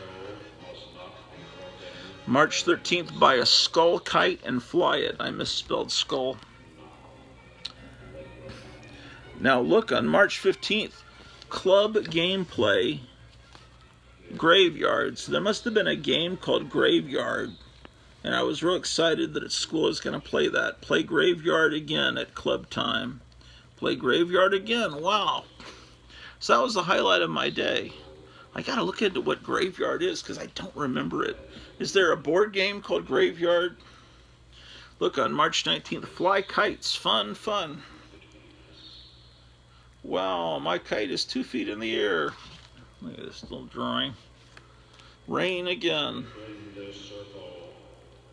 I have Don't Read Books, Read Mad Magazine. Then I've drawn the Phantom of the Opera there, the Invisible Man.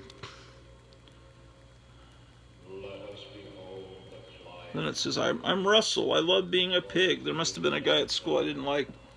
Yeah, Russell is stupid. Wonder why I didn't like Russell. I hate saying that I was once someone that, because I try not to be that kind of person. This is my brother that drew that. I recognize his drawing style. It says, ever see a cowboy Dracula? Oh, look, Smokey the Bear's house. I didn't even remember this. This is April of '73. These little drawings I did. Oh, and there's my birthday, April 20th. It was Good Friday. Yesterday was Good Friday. Look at Jesus coming off the cross. Oh my gosh. I wasn't trying to be disrespectful with that. Trust me, I wasn't. Good Easter. Then stupid school again.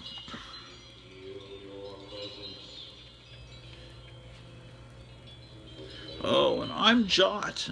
Do you remember a cartoon called Jot that was a Christian cartoon, this little dot named Jot the Dot? They played that. The weird thing about, when I was in Virginia, Jot, which was a Christian cartoon, and Davy and Goliath, which was a cartoon produced by the Lutherans, I think, done by Art Clokey Gumby, they would just play those mixed in with regular cartoons. Here in Texas, they would only play Jot and Davy and Goliath on Sunday morning. Those were recognized as being religious. But in Virginia, they just put them right with the rest. And that's my brother's drawings there.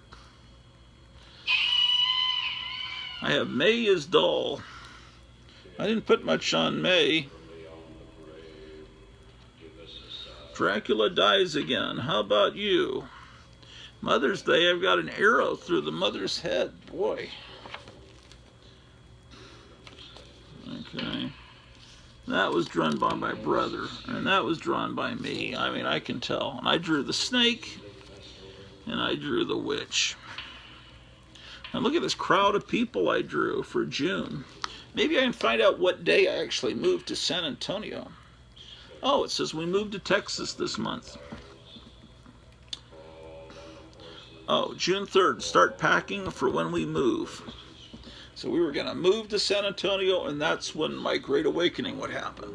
When I would discover Marvel superheroes. When I would discover wacky packages. When I would discover the Beach Boys and rock and roll. And when I would really, everything that I love now, a lot of it, I became aware of in 3rd and 4th grade. So here I'm on my way there. Last day of school, June 8th. Isn't that kind of late? Oh, there's that Russell again. Russell took a bath in toilet water. Moved to Texas, June 10th. So that day is when I bought plop number 1 from the 7-Eleven down the street. I remember we were just about to leave to go to San Antonio, and I bought plop number 1. We got in the car and we traveled across the country. I love plop number 1.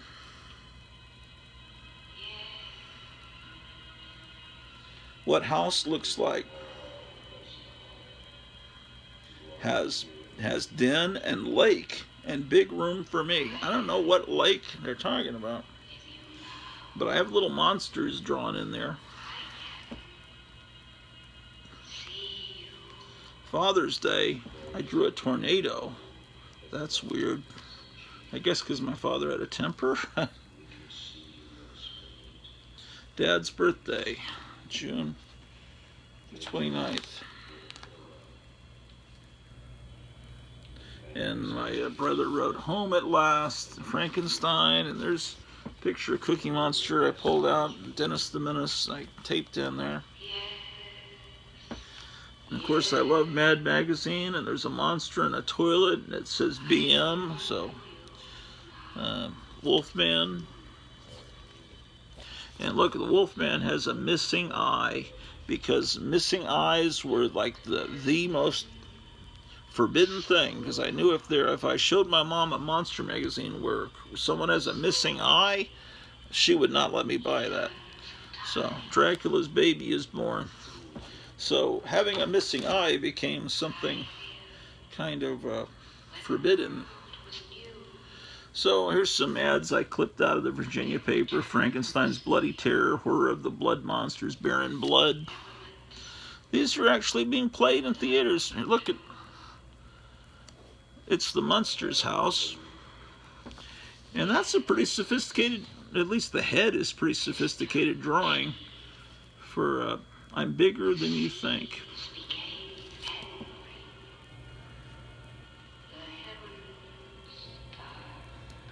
Steve's birthday, that's my oldest brother.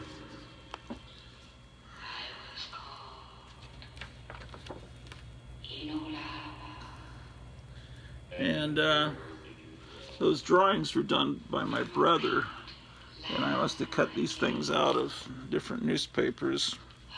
It says Monsters. Mom's birthday. I guess I'm throwing a snowball at my mom. That's September of '73. Well, here's Halloween. Look at my mummy. Obviously, I was thinking of the Aurora model. Oh, and there's a bat. That's from one of the Monster cereals. That was a sticker that came in Count Chocula or Boo Berry or Frankenberry or something like that. Little drawings.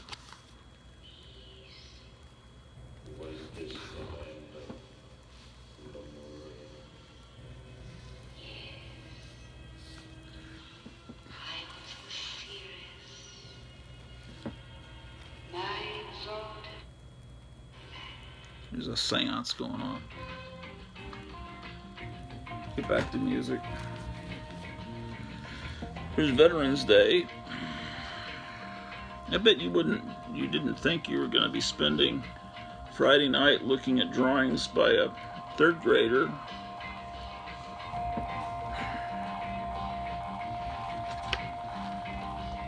Here's another ad from the Twin. Just, it's so amazing that you could have opened a newspaper. I did that every day. I'd open the newspaper and spread it out on the floor in front of the 1969 Zenith Color TV, and I'd cut out ads for monster movies. What does that say? 2 more days till the... Oh, 2 more days till the month starts. And look, I drew Archie. That's pretty good. We're in November. Oh, look, it's election day. Look, I drew the elephant and the donkey.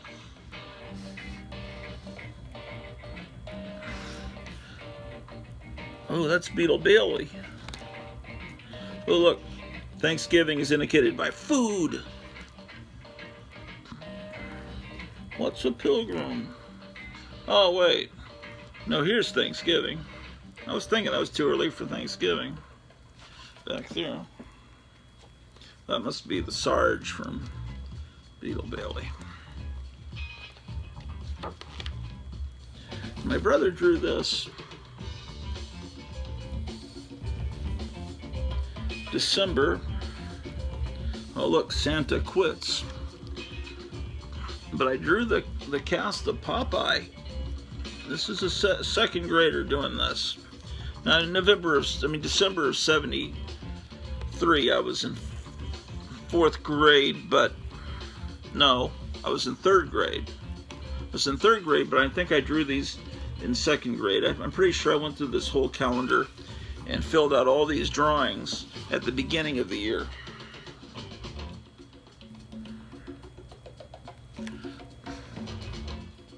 All right. It says, somebody tears me in half. I feel good.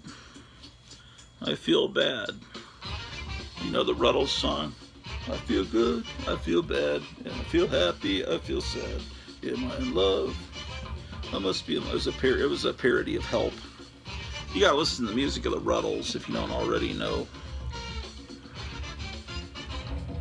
Watch, yay, it's Doomsday. And what do we got here? My brother did buy, and I got this sticker out of probably a quarter machine, and pictures that I vandalized. Boy, I really didn't like someone named Russell. Me, Russell. I can't even remember this guy, Russell.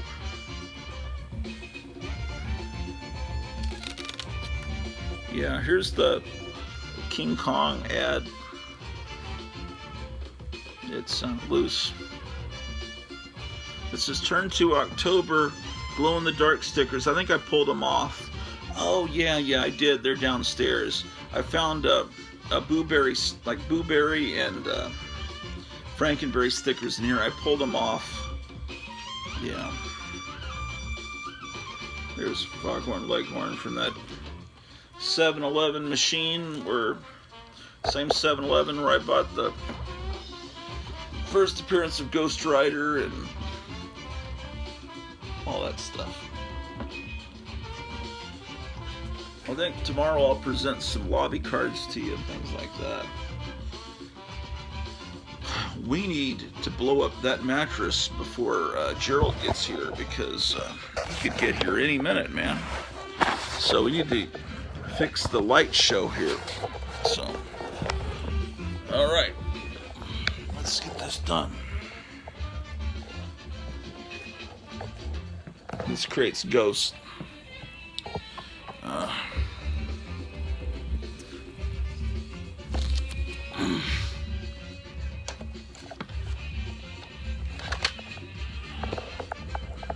All right, let's turn this light off. Hopefully I didn't make it. Hopefully I'm not making you dizzy. I don't want to do that. Okay.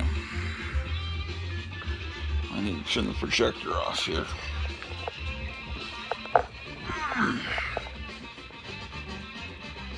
Okay, that's off.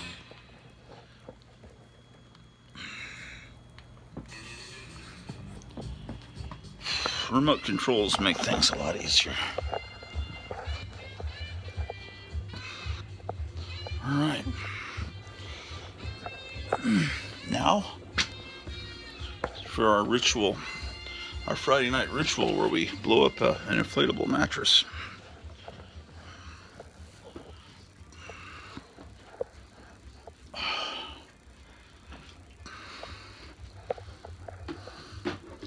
See, the cats still have water. They were getting low on water. I need to get some more water for them.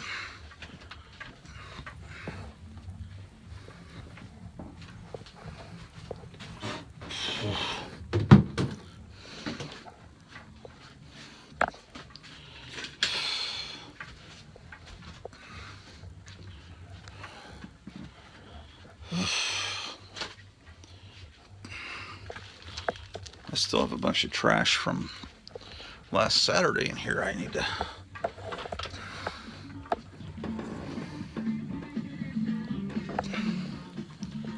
Okay.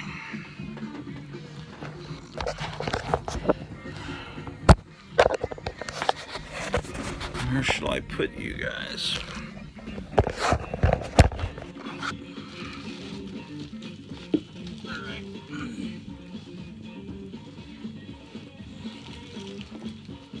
Yeah, last week I was going through all of this stuff, trying to organize it.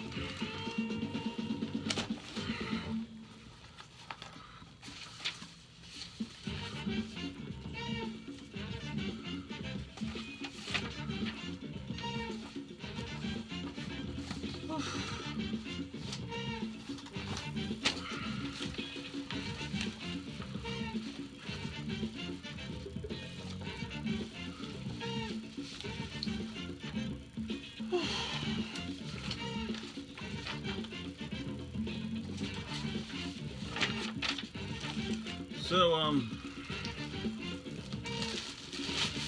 Sunday I'll go back to the comic store and work for 7 hours, and tomorrow I should be able to do an episode.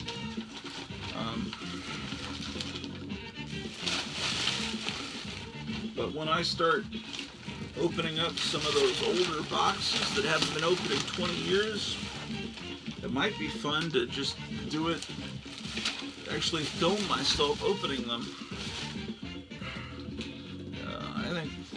I think I'd be interested in watching something like that on YouTube. If watching someone open, it's like opening Al Capone's vault or something, right? Let me know down below if you think that's a good idea.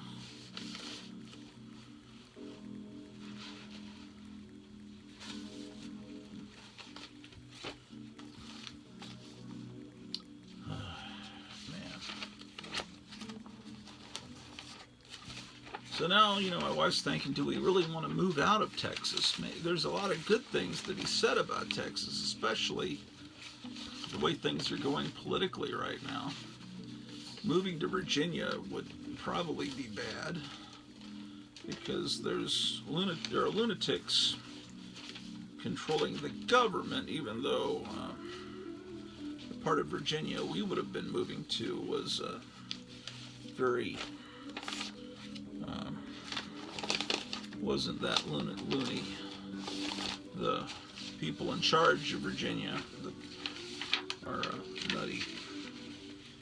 And it just depends, Florida seems like they've got very together with it. I mean, the governor of Florida seems like he's really got it together. And people are starting to ask Trump if he's going to get DeSantis to be his running mate in 2024.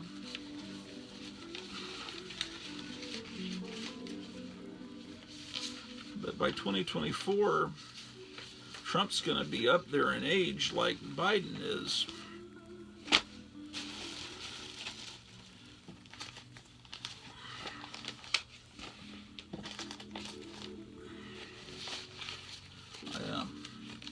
They didn't call it the State of the Union. I watched the speech, or most of it, the other night, and it just seems so. It seems like our country has become almost like it's like you're watching public access television, like it's real kind of not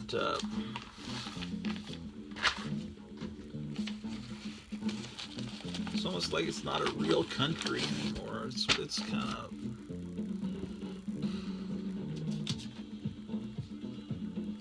I don't know. What do I know? I think Joe Biden's doing a great job, and I'll tell you, Kamala Harris, wow, what a firebrand. I think she's going to be a great president. Historic, absolutely historic. It's going to be one of the best times of our life, having Kamala Harris as a president. I'll tell you what. Oh, I need this. This is a pinball repair guy. And I just found this. I've been looking for this 7 Seas deal. A bottle opener.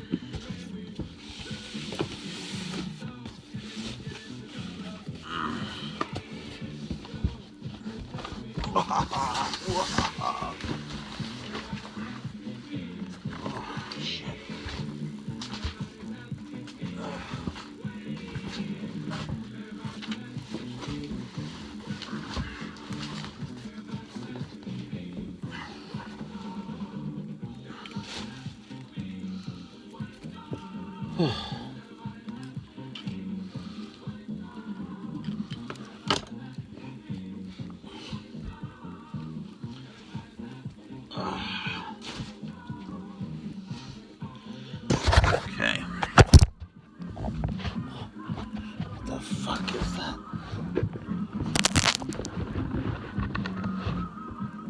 Oh, a piece of Lego. Boy, that can really step on something like that. It's painful.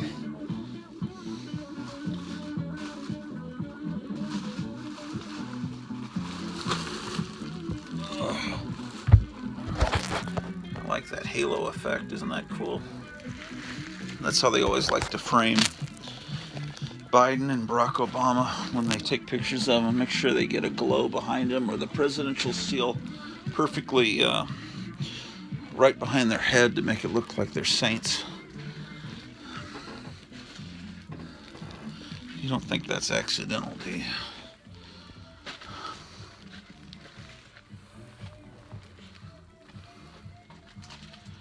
Okay. Time to inflate the old mattress for my pal Gerald.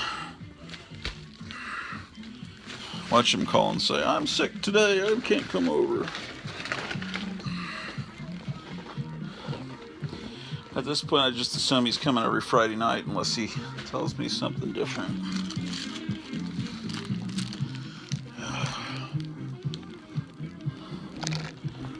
See, I don't know if we have some new viewers. I don't know if everyone watches every episode of Gratu, but this is the magazine rack I'm talking about.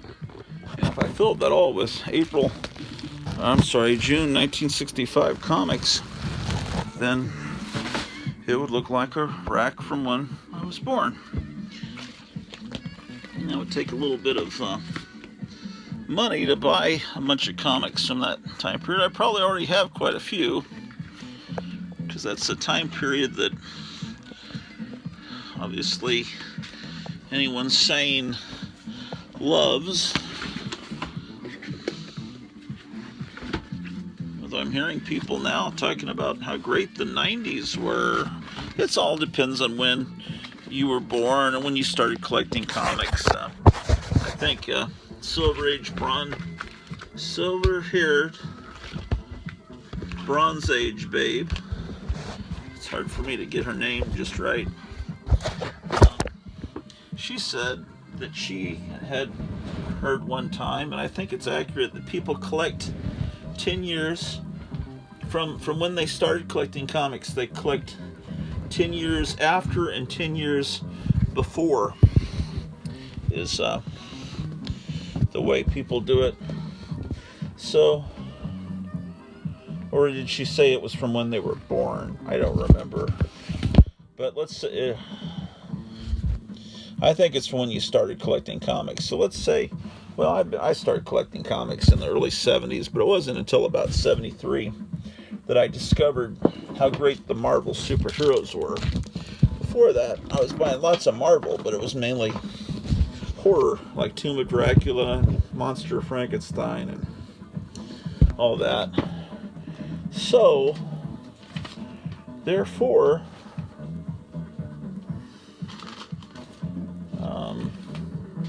let's say 73. That would mean I would collect from 63 to 83.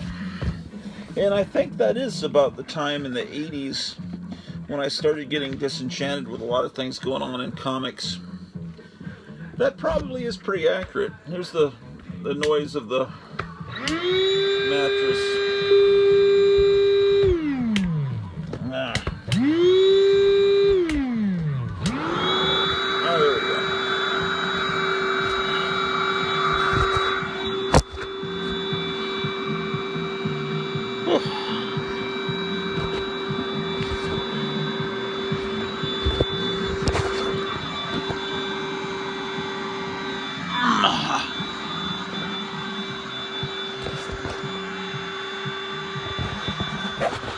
Okay, oh shit.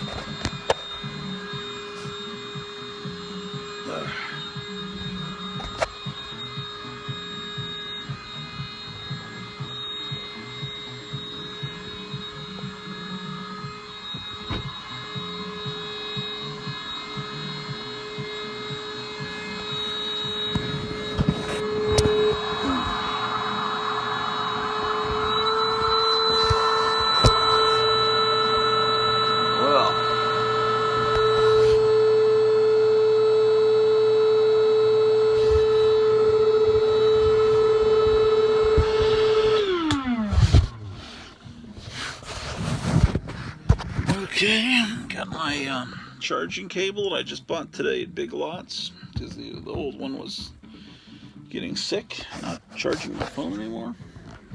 I got the bed all filled up, and I got a pillow there for him. Let me turn off the funk music. Okay. Alright, so we got that. Well, the door clear of the bed. Almost. Okay.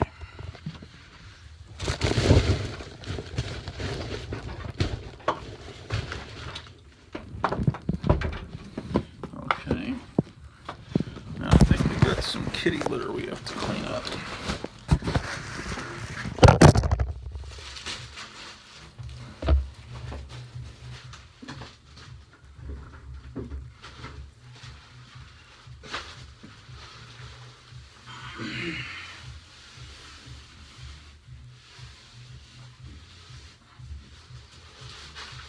I'm going to clean up the floor here for a second.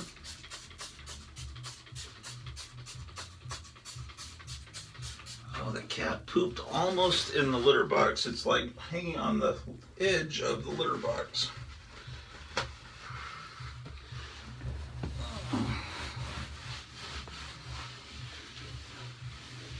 Not good.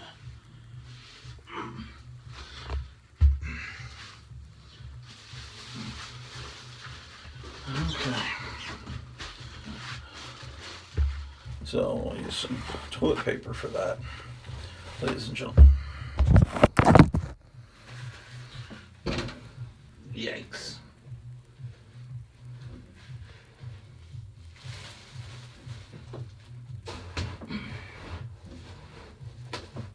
All right, so I won't show you the kitty litter box out of privacy for the cats.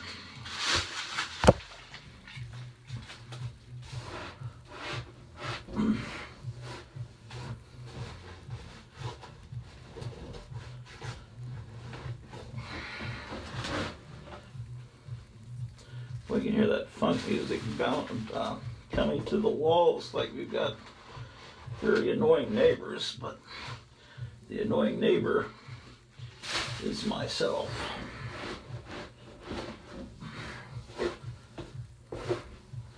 Because that Zenith console stereo is right on the other side of the wall from where we're at here in the bathroom of the 7th floor of the Gratu Orloff International Building of Trade.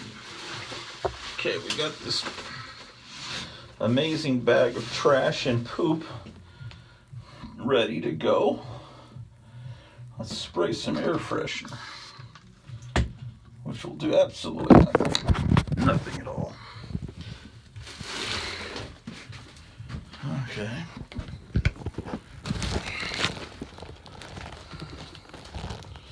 And let's ease on down the road to Funky Town. Oh, I need to get them more water.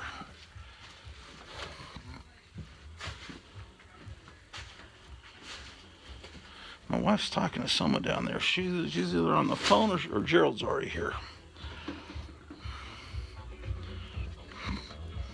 All right. Room 2, where the funk never ends.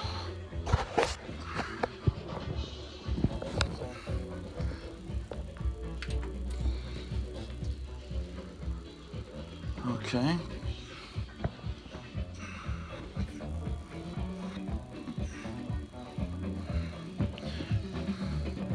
Have you tried Puffy Pete popcorn? Get the better light here. Puffy Pete popcorn. Puffy Pete. If you haven't, you should the next time you go to your local theater or drive-in.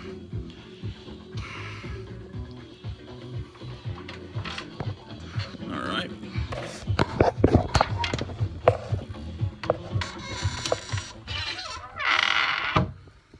Well, 2 hours, 26 minutes. This was another marathon episode, but you don't have anything better. You don't have anything better to do on a Friday night, do you? Of course not. None of us do. None of us. Well, so you got to see a comic book haul, an estate sale haul. You got to see me clean up, inflate a mattress. What else did we do? Oh, I showed you a couple of, well, that was the estate sale. I showed you some records. Next time, tomorrow I'll show you a bunch of lobby cards that I've collected over the years. And lobby cards are, I'll show you what I'm talking about. This is a lobby card for I was a teenage Frankenstein. In Mexico, it was the son of Frankenstein, El Hijo de Frankenstein. Well, Mexican lobby cards are a little bit bigger than American. This is an American lobby card, Jungle Headhunters up there. I got a whole pile of them in the filing cabinet downstairs, so I'll show you a bunch of those tomorrow. And that'll be exciting. My wife thought you might want to see sometime. And you can tell me down below if you agree with her. She thought it'd be fun if I go through all my paperbacks and show you them sometime. And that would have to be a multiple episode deal. But if you think that's a good idea, let me know.